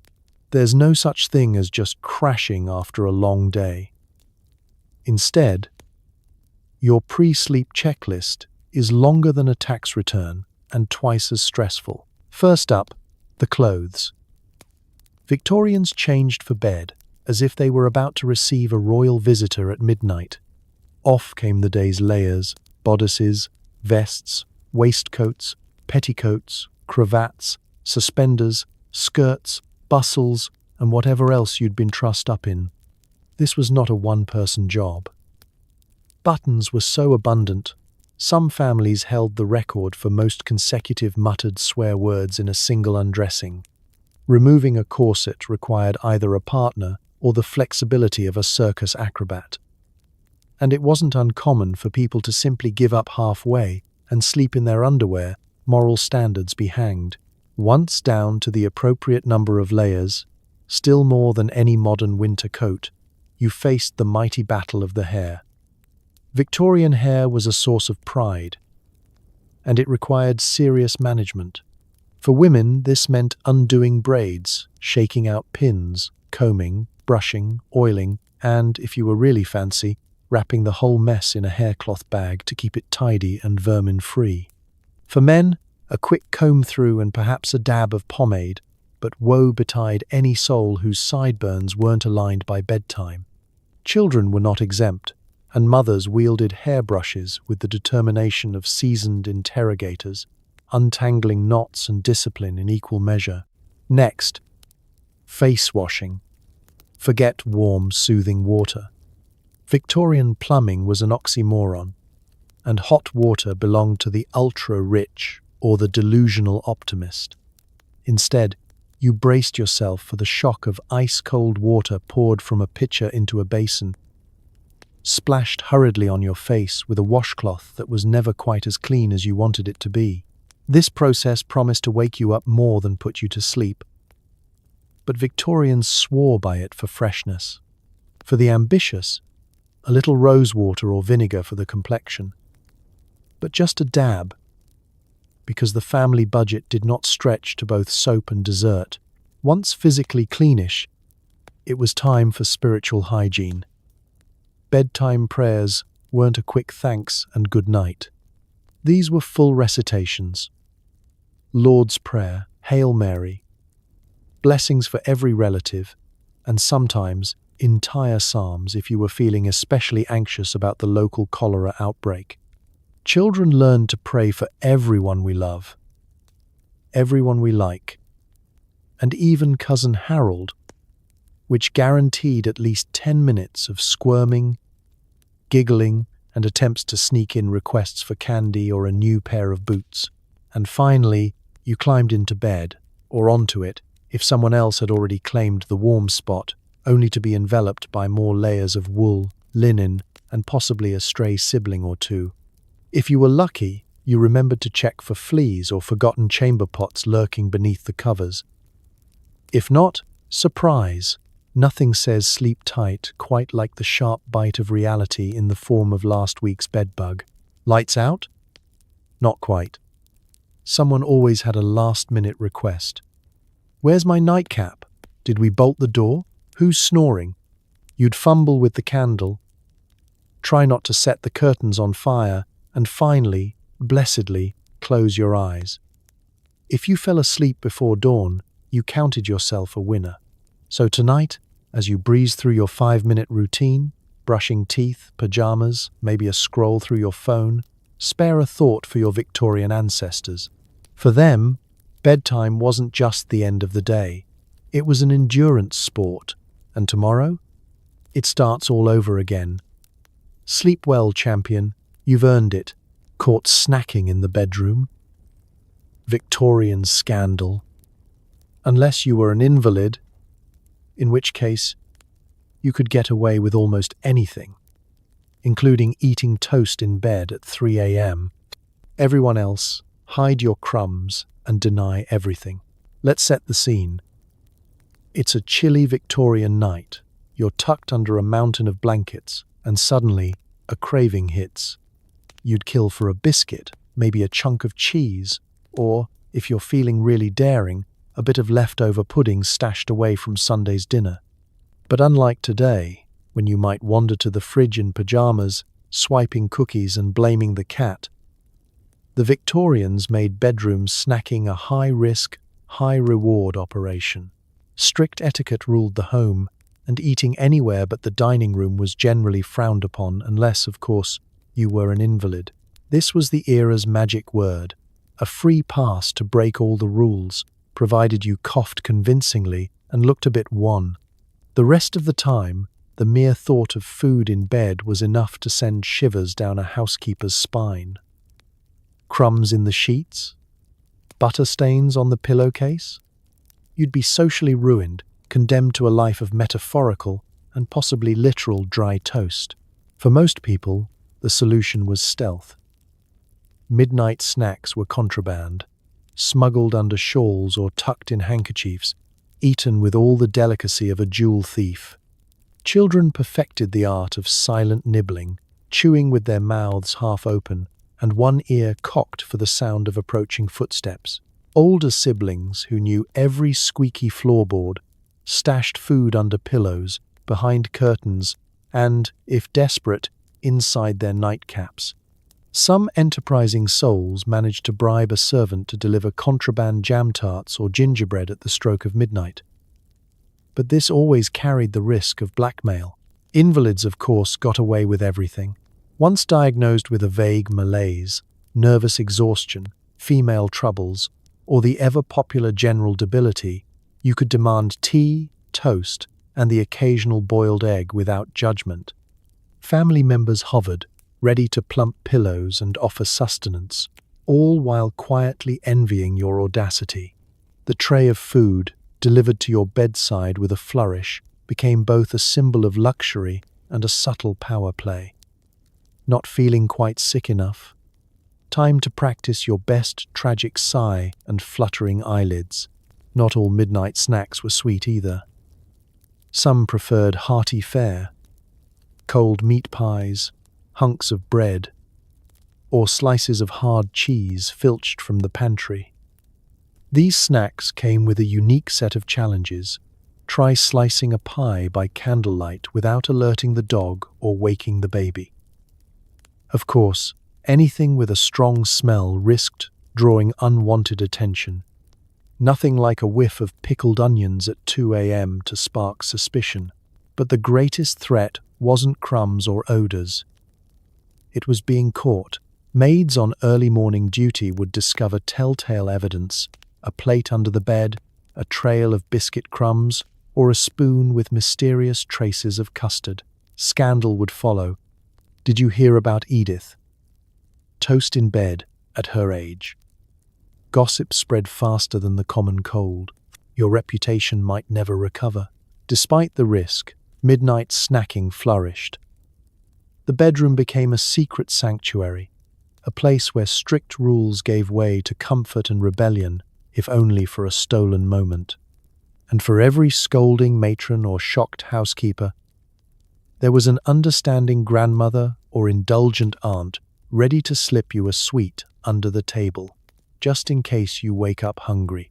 So tonight, as you munch guilt-free in the glow of your phone, Remember the brave Victorian snackers who paved the way, one crumb, one biscuit, one covert bite at a time. If you ever find yourself feeling a little rebellious, sneak a snack under the covers and enjoy the sweet taste of defiance. Just don't let anyone catch you. Victorian ghosts are great at holding grudges. Did you know Victorians marked their best linen with a special stitch so the servants wouldn't swap it out? Household espionage at its finest. And when a sheet went missing, it triggered a domestic investigation worthy of Sherlock Holmes. Let's pull back the coverlet and tumble straight into the intrigue-laden world of Victorian household linens. In an era obsessed with reputation and appearances, your bedsheets weren't just functional, they were status symbols.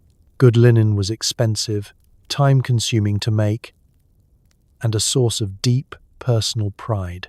If you had a set of snowy white sheets, maybe edged with subtle embroidery or a family monogram, you guarded them like royal jewels. And with reason. Everyone wanted a piece, and nobody wanted to admit when they lost one. Sheets, you see, were a sort of currency within the household.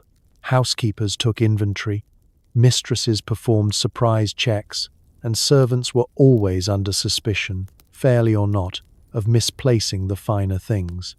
The best sheets were discreetly marked with a secret stitch, a barely visible thread woven into a corner, sometimes in the shape of a heart or initial, so their rightful owner could recognize them on sight. This was less for sentimental value and more as a clever bit of security theatre. Linen theft, or accidental swapping, was so common that entire chapters of etiquette books were devoted to proper marking, folding, and storing, but sheets still vanished. The culprit could be anyone. A new housemaid unfamiliar with the system, a wily laundress hoping to upgrade her own collection, or a visiting cousin with sticky fingers and an eye for quality. Sometimes the bedsheet simply disappeared into the bowels of the laundry, emerging weeks later, stained, shrunken, and no longer fit for polite company. More often, the loss was permanent, and a new mystery was born. The discovery of a missing sheet was never greeted calmly. It started with a whispered accusation and escalated into a full-blown inquisition. Who last made up the guest bed? Did anyone see Betsy leaving the laundry with a bundle? Has anyone checked the airing cupboard? Siblings would be interrogated, the laundry basket upended, and the entire staff paraded for questioning. Innocent explanations rarely sufficed. "It must have been a mix-up, ma'am," was met with the suspicion of a master detective. There was always someone in the background, quietly shaking their head, convinced of foul play. Occasionally, things got downright cutthroat. Sheets were smuggled between rooms, secreted in trunks, or used as bargaining chips among the household staff. Clever maids, eager for a promotion, might tip off the mistress with whispered hints about which sheet had shown up in the wrong bedroom. There were elaborate tracking systems. Sheets were numbered, embroidered, or color-coded with little tags. At the height of bedsheet mania, some households resorted to ledger books, recording the location and condition of every sheet in the house, lest one slip through the cracks. Of course, sometimes the bedsheet wasn't stolen at all, just repurposed. An aging sheet, no longer fit for the master bedroom, might end up as a nursery rag, a curtain in the servants' quarters, or, fate of fates, torn into strips for bandages or cleaning cloths. Occasionally, the missing linen turned up years later, transformed into a family relic, prompting stories about the time we nearly accused cook of grand larceny over a misplaced pillowcase.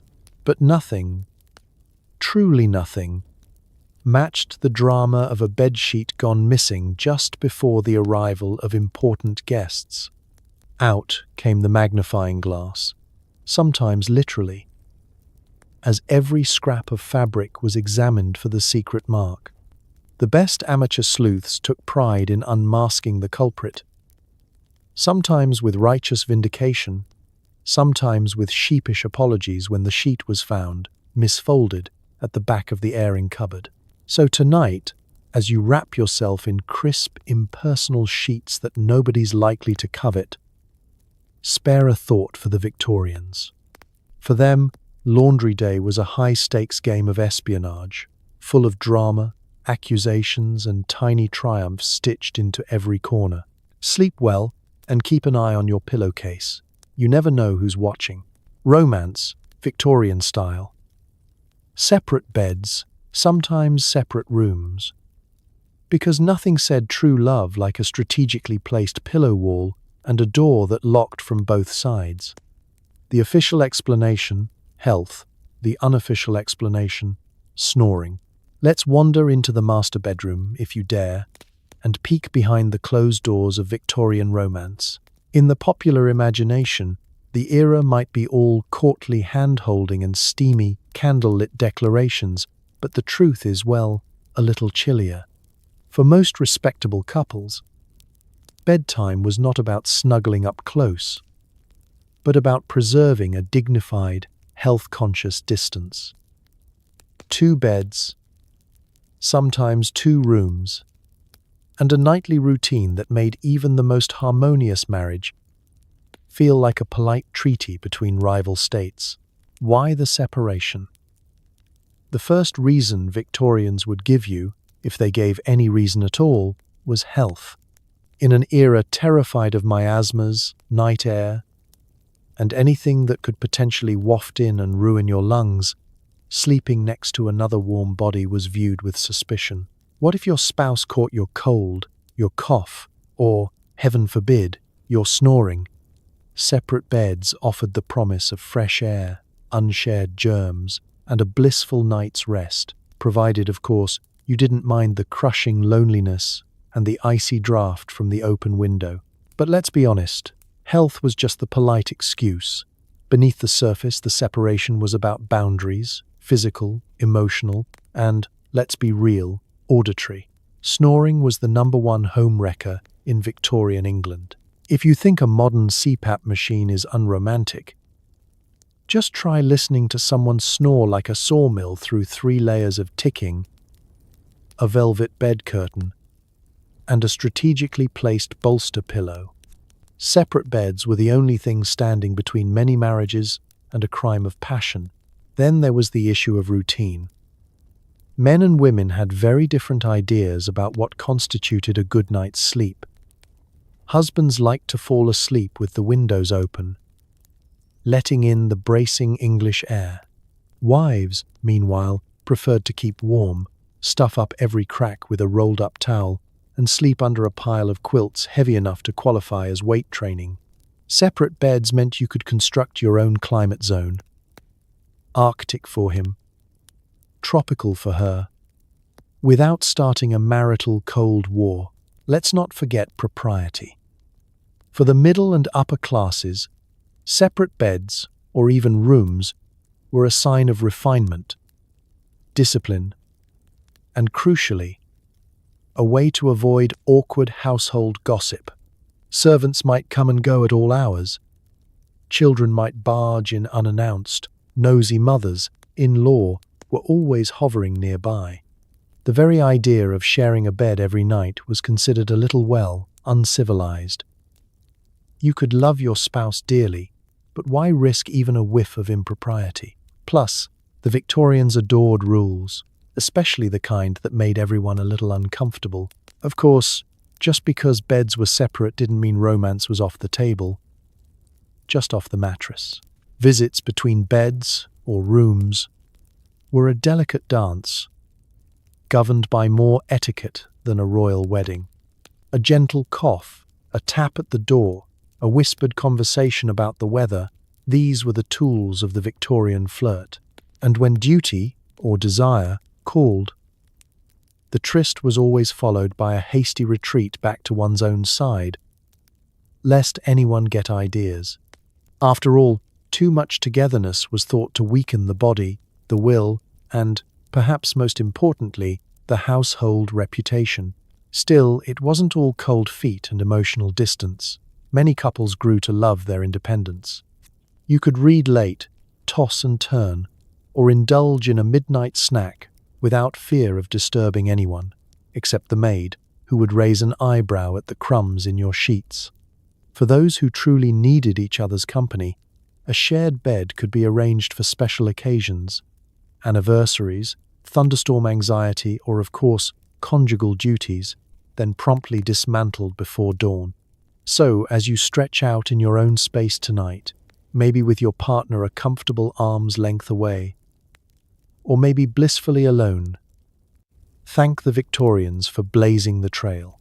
Sometimes, the secret to lasting love isn't closeness, but a strategically placed pillow wall and a healthy respect for each other's snores.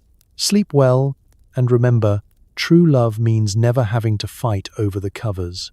Everything in a Victorian bedroom meant something, from the wallpaper to the placement of the chamber pot. Miss the message, and you risked social disaster. Bonus points if your flower arrangement implied moral decay. Let's stroll through the hushed halls of a Victorian house and push open the door to the bedroom, where nothing, absolutely nothing, is accidental. Before you even cross the threshold, the decor is sending messages, coded as cleverly as a spy's telegram. The Victorians didn't just decorate for comfort or personal taste. No, their bedrooms were elaborate stage sets for communicating class, piety, taste, and occasionally, the deeply suppressed urge to rebel. Start with the wallpaper. This wasn't just about color. It was a moral battleground. Floral patterns spoke of innocence and family virtue, provided you picked the right blooms. Daisies were a nod to purity, lilies to chastity. Opt for peonies or, heaven forbid, red roses, and the neighbors might start whispering. Pattern too bold? Clearly you were trying to draw attention. Too pale? You might be thought spiritually lacking. Wallpaper with birds suggested longing for freedom. Wallpaper with ferns hinted at dangerous modern ideas. Pick wisely, your entire reputation might hinge on the choice. Move to the furniture. The bed's placement was carefully considered, ideally facing the door, so you could greet guests or fend off burglars with equal ease. The headboard should be solid, ornate enough to show off the family's prosperity, but never ostentatious. The bedside table, of course, was not just a table. It was a platform for silent judgment. Books on top? You were intellectual, but too many novels spelled idleness. A Bible? Good. 2 Bibles? Trying too hard. Place your candlestick to the left, and you were a nonconformist. To the right, and you were probably hiding something under the bed. Let's not skip over the chamber pot. Its location was a message all its own, discreetly hidden behind a frilled curtain. You were a master of subtlety. Out in the open, you were either shockingly practical or, perhaps, lacked a sense of shame. Heaven help you if a guest stumbled over it. Etiquette demanded you apologize, offer tea, and probably move house immediately. Textiles played their part too. A lace coverlet suggested refinement, provided it was hand-stitched. Machine-made lace was a faux pas. Too much velvet, and you risked accusations of vanity. Too little, and people would suspect you of parsimony, or worse, lack of ambition. Every throw pillow, every tassel, every antimacassar, that's a lacy doily to save your furniture from hair oil, was a declaration of moral standing. And don't get anyone started on rugs. 1. Tasteful. 2. Wealthy.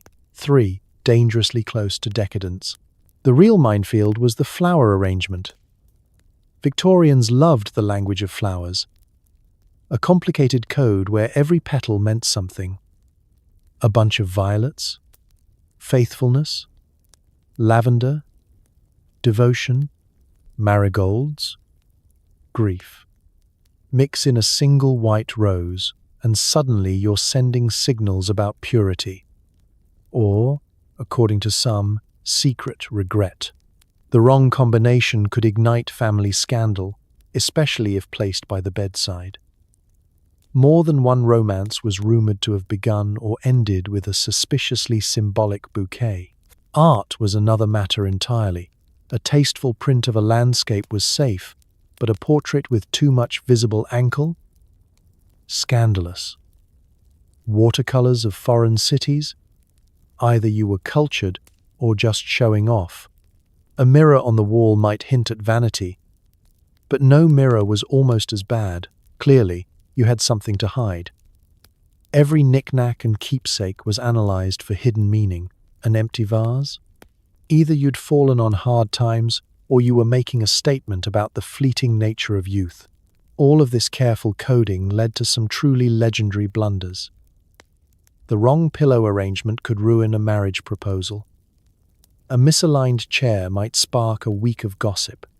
Once, a family in Bath was shunned for months after displaying a controversial Oriental rug, too exotic, not English enough, and allegedly inviting sin.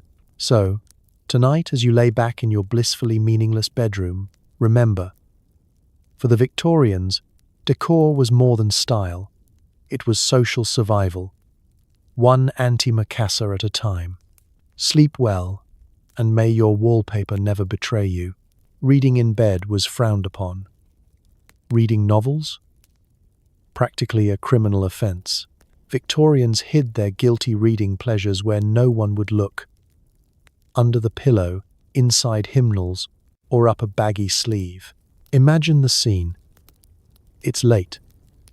The house is quiet, except for the occasional groan of ancient pipes and the soft snoring of 6 nearby relatives.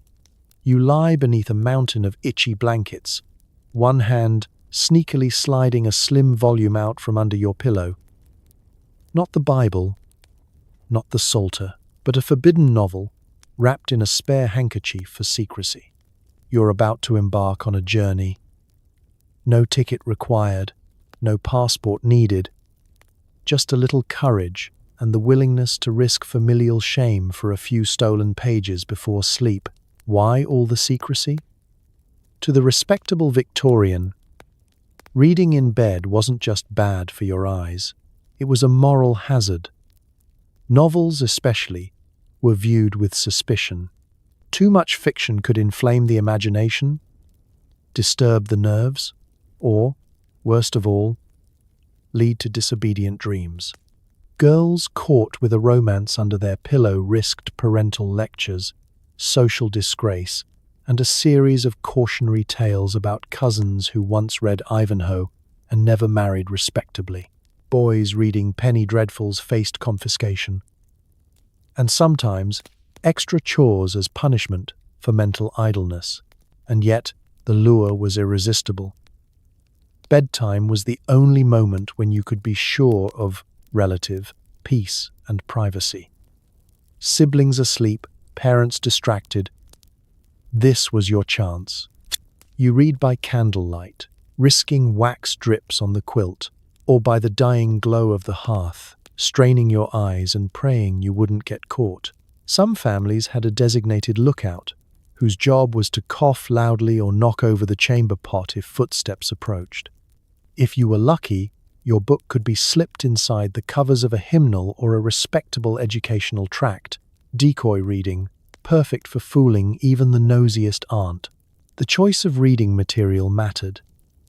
Classics were safest, but also the most boring. Nobody got in trouble for Pilgrim's Progress, but nobody really wanted to read it after 9 p.m. either. Novels, especially anything French, Gothic, or containing so much as a hint of romance, were the real thrill.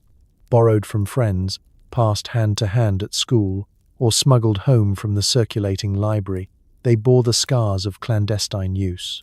Dog-eared pages, smudged margins, and that unmistakable musty smell of adventure. The family hierarchy played its part. The oldest child had first dibs on the forbidden stash, often hiding a rotating library under their own mattress. The youngest, meanwhile, had to make do with whatever was left. usually a battered volume with the juiciest pages torn out. Mothers pretended not to notice the growing pile of improving books on the nightstand, so long as the really dangerous stuff stayed hidden. Fathers, who may have once read racy poetry by candlelight themselves, now issued dire warnings about weak eyes and moral rot. But the risk was worth it. For a few precious minutes, you could escape into a world where children outwitted pirates, orphans found fortunes, and heroines braved stormy moors and even stormier dinner parties. You drift off with a head full of adventures, your own life a little less stuffy, the darkness a little less lonely. In the morning, the book was slipped back under the pillow, and your secret was safe, at least until laundry day, when some sharp-eyed maid uncovered your dog-eared escape route and the Inquisition began anew. Of course, not everyone got away with it. Many a budding bookworm was caught red-handed, sent to bed early, or made to read aloud from the dictionary as penance. But for the true believers, no punishment could outweigh the thrill of a good story. Devoured under the covers, heart-pounding, mind-racing. So tonight, as you scroll through your phone or flip pages on your e-reader, remember the brave Victorian readers who paved the way, one hidden chapter at a time. Read on, rebel. Just don't let anyone see what's under your pillow. Central heating? Dream on. The Victorian answer: a tiny, smoky fireplace or a dangerously unreliable hot water bottle. Most mornings, you woke up colder than you went to bed. And the ice on the inside of the window had more personality than your spouse. Welcome to the frosty world of Victorian bedrooms, where survival was less about sleep and more about outlasting the night without turning into a human icicle. Before you even opened your eyes, the chill had crept in, settling in your bones, your sheets, and most alarmingly, your socks, which had frozen into unwearable sculptures on the hearth overnight. Heating was a constant battle, and the bedroom was ground zero for defeat. Let's start with the fireplace. Most Victorian bedrooms had one, but this was not the roaring, welcoming hearth of Christmas stories. No, this was a grudging little grate, barely big enough to burn last week's newspaper and a handful of damp coal. If you were lucky, it radiated a tepid circle of warmth a few feet wide. Everywhere else, the temperature hovered somewhere between unfriendly and Arctic expedition. The fire was rarely kept overnight. Coal was expensive, and letting it smolder while you slept was a surefire way to die heroically of asphyxiation or burn the house down. Those with more money and more optimism might have a hot water bottle, a primitive device filled with scalding water, wrapped in flannel and tucked under the blankets just before bed. It was delightful for about 20 minutes, until it cooled to the temperature of a damp eel and leaked all over your feet. Many Victorians still swear they got pneumonia, not from the cold, but from sleeping in a puddle of hot water bottle runoff. And then there were the drafts. Victorian houses specialized in mysterious breezes.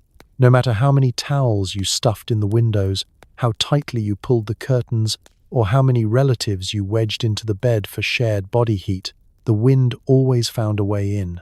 By morning, ice ferns had blossomed on the inside of every window. More ornate than your mother-in-law's best doilies, the effect was picturesque until you tried to get out of bed and realized your slippers had frozen to the floorboards.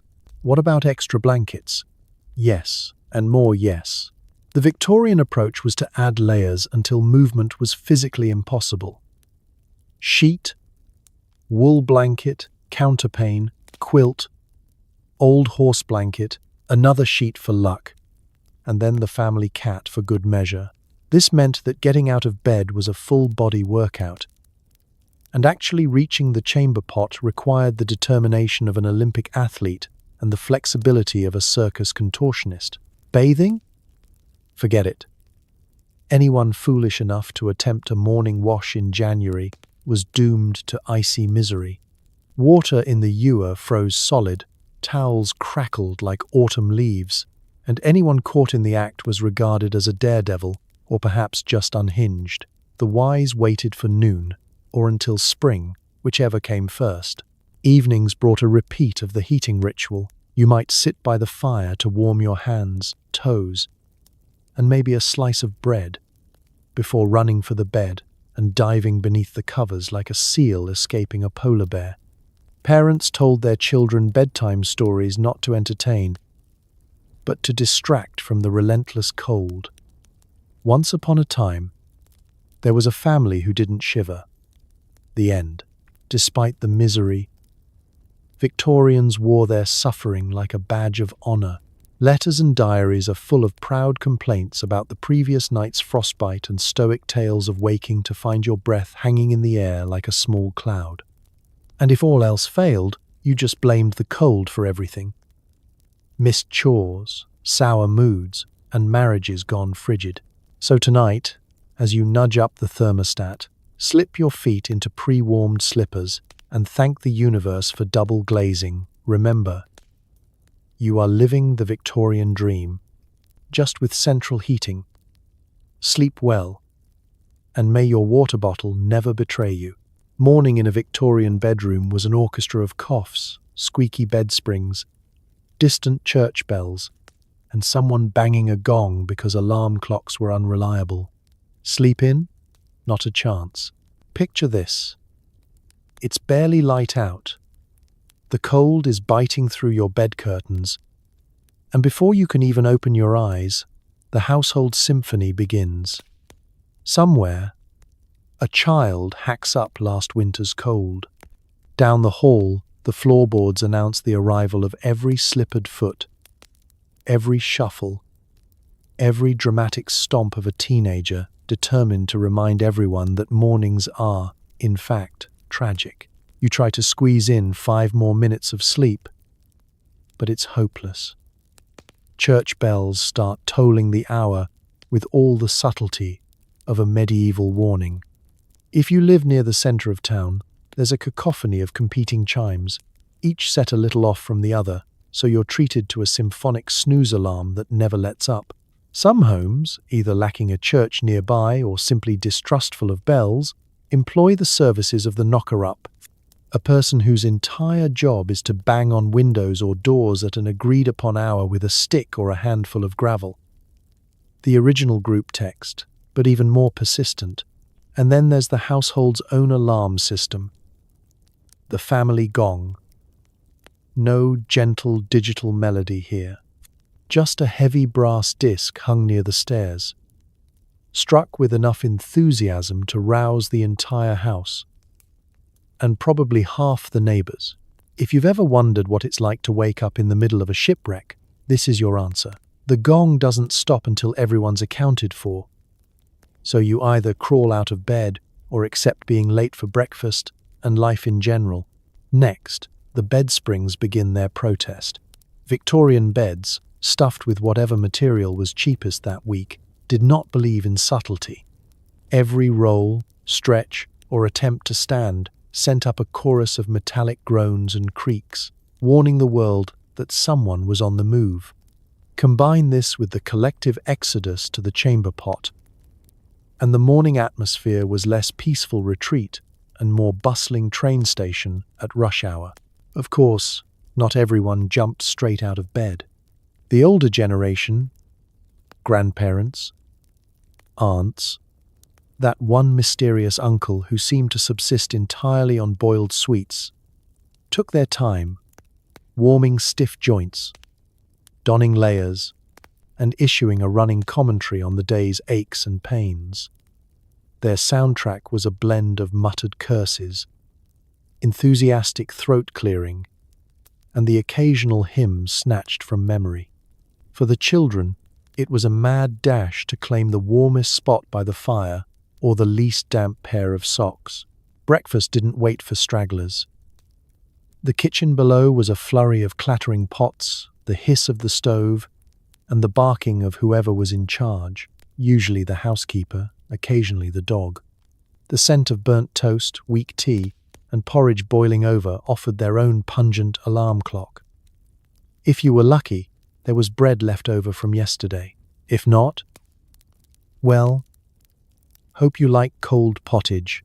And all the while, the house hummed with the business of starting the day, servants hauling water, parents issuing reminders, children chasing each other up and down stairs, and always, that underlying rhythm of coughs, bells, and boards.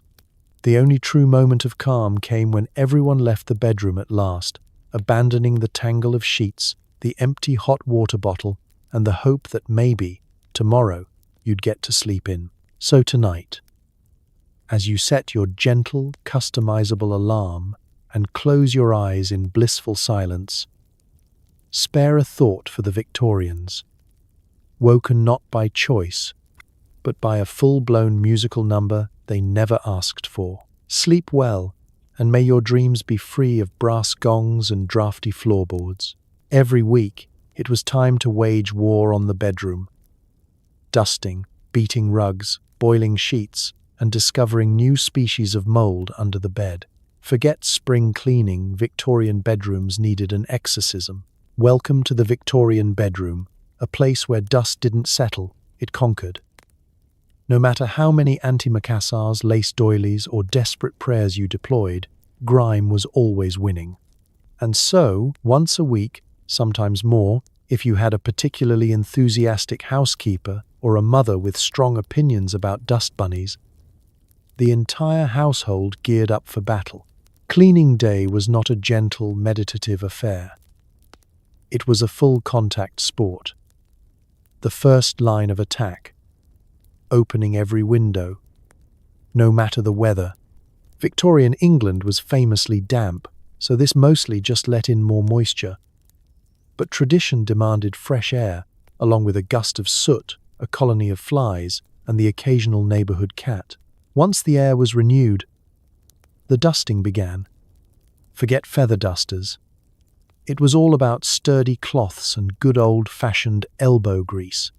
Maids, or, in less wealthy homes, children and long-suffering parents, swiped at every available surface, sending clouds of dust billowing through sunbeams and into the lungs of anyone standing too close. Rugs got the worst of it. Each one was hauled outside, flung over a washing line, and beaten within an inch of its life with a carpet beater, a tool equal parts tennis racket and medieval weapon. This wasn't just about cleaning. It was about vengeance. If you harbored any grudges, now was the time to work them out. Neighbors compared notes on beating technique, and the street echoed with the rhythm of dust flying free. If you lived in the city, this step doubled as community theatre and a public health hazard. Next up, the beds. Mattresses, blankets, and pillows were all dragged outside, whacked with sticks, and left to air. Pillows shed feathers, mattresses emitted clouds of ancient hay, and the whole yard began to look like a flock of sheep had exploded. Anything too delicate for a beating got a good shake and a stern talking to. Sheets and pillowcases were boiled in giant pots, scrubbed with caustic soap, then wrung out and pegged to the line, where they flapped like surrender flags for hours. No corner was left untouched. Under the bed, home to lost socks, petrified crusts of toast, and forms of mold yet to be named by science. Out came the broom, followed by shrieks of horror, accidental discoveries of last winter's slipper, and the occasional family of spiders making a run for it. Wardrobes were emptied and wiped down. The back panels checked for suspicious damp patches. Mold again. And any hidden treasures, old letters, forgotten handkerchiefs, or, in rare cases, a stash of coins borrowed by a younger sibling, were triumphantly rediscovered. All the while, someone kept score. Who worked hardest? Who found the biggest dust ball? Who managed to avoid the whole event by feigning illness or strategically helping in the kitchen? Bragging rights lasted all week, or at least until the next cleaning day.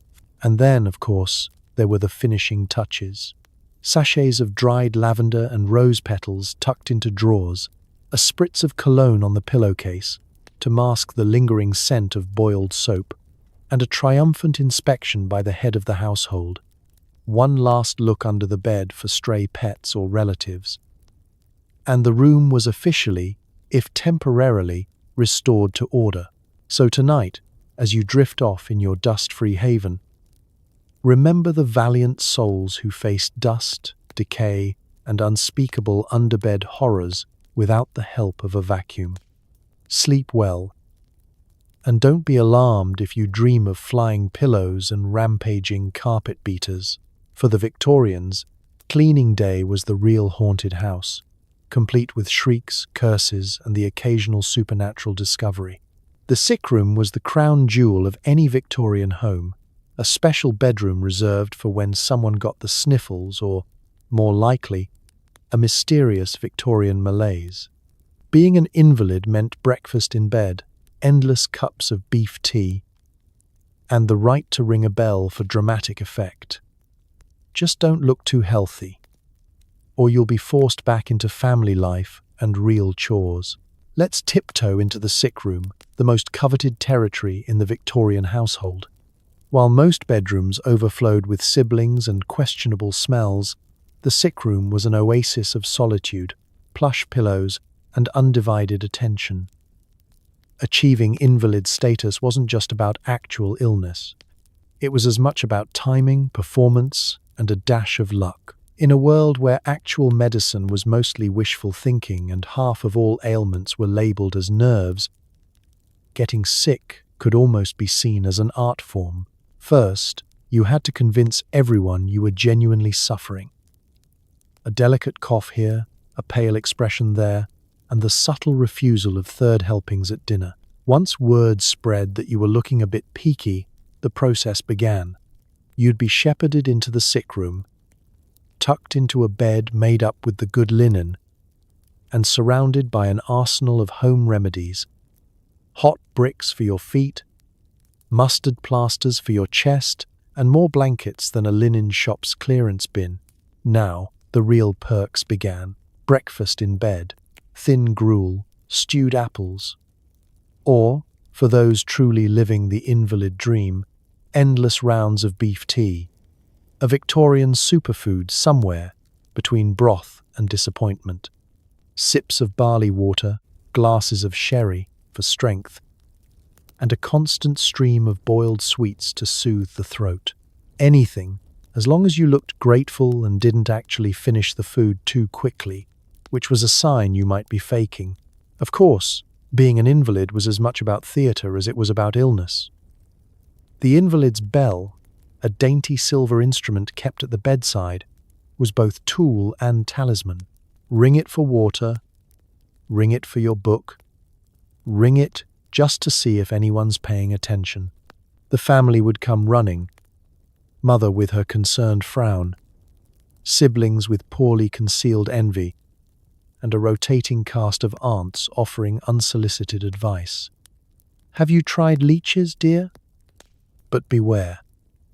Overusing the bell or making miraculous recoveries at mealtimes would raise suspicion and risk your VIP status. Visitors were a daily ritual. Friends and relatives arrived to pay their respects, offer sympathy, and bring gifts. Bunches of violets, stacks of magazines, and the latest rumors from downstairs. It was an opportunity to soak up gossip, request favorite stories, and enjoy the rare pleasure of being listened to without interruption. The sick room had its own rules. Conversations must be gentle, laughter subdued, and nobody, except perhaps the cat, allowed to jump on the bed. Meanwhile, the household adapted to your absence from chores and arguments. You were officially excused from lessons, dusting, and sibling warfare. Instead, you could drift in and out of naps, gaze soulfully out the window, and cultivate a fragile beauty admired in all the best Victorian novels. If you played your cards right, you could stretch out your convalescence until the weather improved, the chores were finished, or your least favorite aunt went home. But there was a catch. The moment you looked even a little too lively, caught giggling with a visitor, finishing your gruel, or, heaven forbid, reading under the covers, the privileges vanished. You'd be unceremoniously declared on the mend and thrust back into normal life. Blankets were whisked away, the bell was confiscated, and sympathy replaced by stern looks and a reminder to help with the laundry. So, tonight as you curl up in bed, comforted by the miracle of modern medicine and the lack of beef tea, think fondly of the Victorian invalids. Their suffering may have been real, exaggerated, or just a ploy to avoid spring cleaning, but they knew how to turn a cough into an art form. Sleep well, and if you ever need a break from life, just remember to keep your bell within reach. No one in the Victorian household was safe from the tyranny of the creaky bedroom floorboard. Every attempted midnight snack, secret rendezvous, or late-night existential crisis was betrayed by a single plank with more dramatic timing than a West End actor. There's a reason so many secrets stayed hidden. No one dared risk the noise. Let's tiptoe through a typical Victorian night. It's well past the respectable hour for sleep, and you, plotting something innocent or otherwise, edge your way across the bedroom in socked feet. You've mapped the floor in daylight, rehearsed your route like a burglar, but somehow, as soon as you reach that one spot, Creaky, the sound echoes down the hall and up the family tree. That's it. Your cover is blown, your reputation ruined, and your chances of that forbidden extra biscuit are dashed for another week. Victorian houses specialized in creaks. It didn't matter if you lived in a ramshackle cottage or a grand townhouse. The floorboards all had a vendetta, built from solid timber that expanded, contracted, and warped with every change in weather. The boards never sat quietly. Some houses even seemed to have a squeak of the week, a different plank taking center stage every few days, just to keep things interesting. For children, the creaky floorboard was the original security system, better than any watchdog. Planning a midnight heist to snag sweets from the pantry? Forget it. Trying to sneak a secret note under your sister's pillow? Not a chance. The moment you put your weight down, creak, parents were instantly roused, or, even worse, that one cousin who never seemed to sleep would pop up demanding to know, "Where are you going?" It was enough to turn even the most daring child into a champion of daytime honesty. Lovers, too, suffered under the tyranny of the plank. Secret rendezvous were cut short by the sudden shriek of wood against nail, announcing your intentions to the world, or at least to the housemaid, who'd be gossiping about it by breakfast. The floorboard didn't care for romance, privacy, or discretion. Its only loyalty was to chaos. And what about the adults? Parents tried to patrol the house by candlelight, but the creaky floorboard would expose them every time. Stealthy checks on the children, late-night trips to the chamber pot, or the guilty padding back from a secret glass of sherry, all broadcast to anyone awake and many who weren't. Spouses would exchange pointed looks, each convinced the other was to blame for the night's disturbance, while the real culprit, always the same floorboard, remained unpunished. Of course, the creaky floorboard had its moments of unintentional heroism. It foiled burglars, warned of pets on the prowl, and saved many a household from the embarrassment of a parent discovering a clandestine snack operation too early. In times of illness, its noise summoned help when needed, dragging family members out of their beds, whether they wanted to be involved or not. Attempts at silencing the floorboards were legendary and ultimately doomed. Talcum powder, scraps of cloth wedged between planks, gentle threats, and even carefully placed rugs. Nothing worked for long. In a matter of days, the board would resume its nightly aria, louder than ever, until even the neighbors began to complain or listen for clues. In the daylight, people laughed about the creaks and groans, blaming them on the house settling or, when feeling especially superstitious, the family ghost. But as night fell, Every sound seemed to grow, and even the most rational Victorian couldn't help but shiver at the thought that their deepest secrets might be betrayed by a bit of loose joinery. So tonight, as you glide silently across your well-insulated modern floor, spare a sympathetic thought for the Victorians. Their secrets weren't just whispered behind doors. They were sung, night after night, by the floorboards beneath their feet.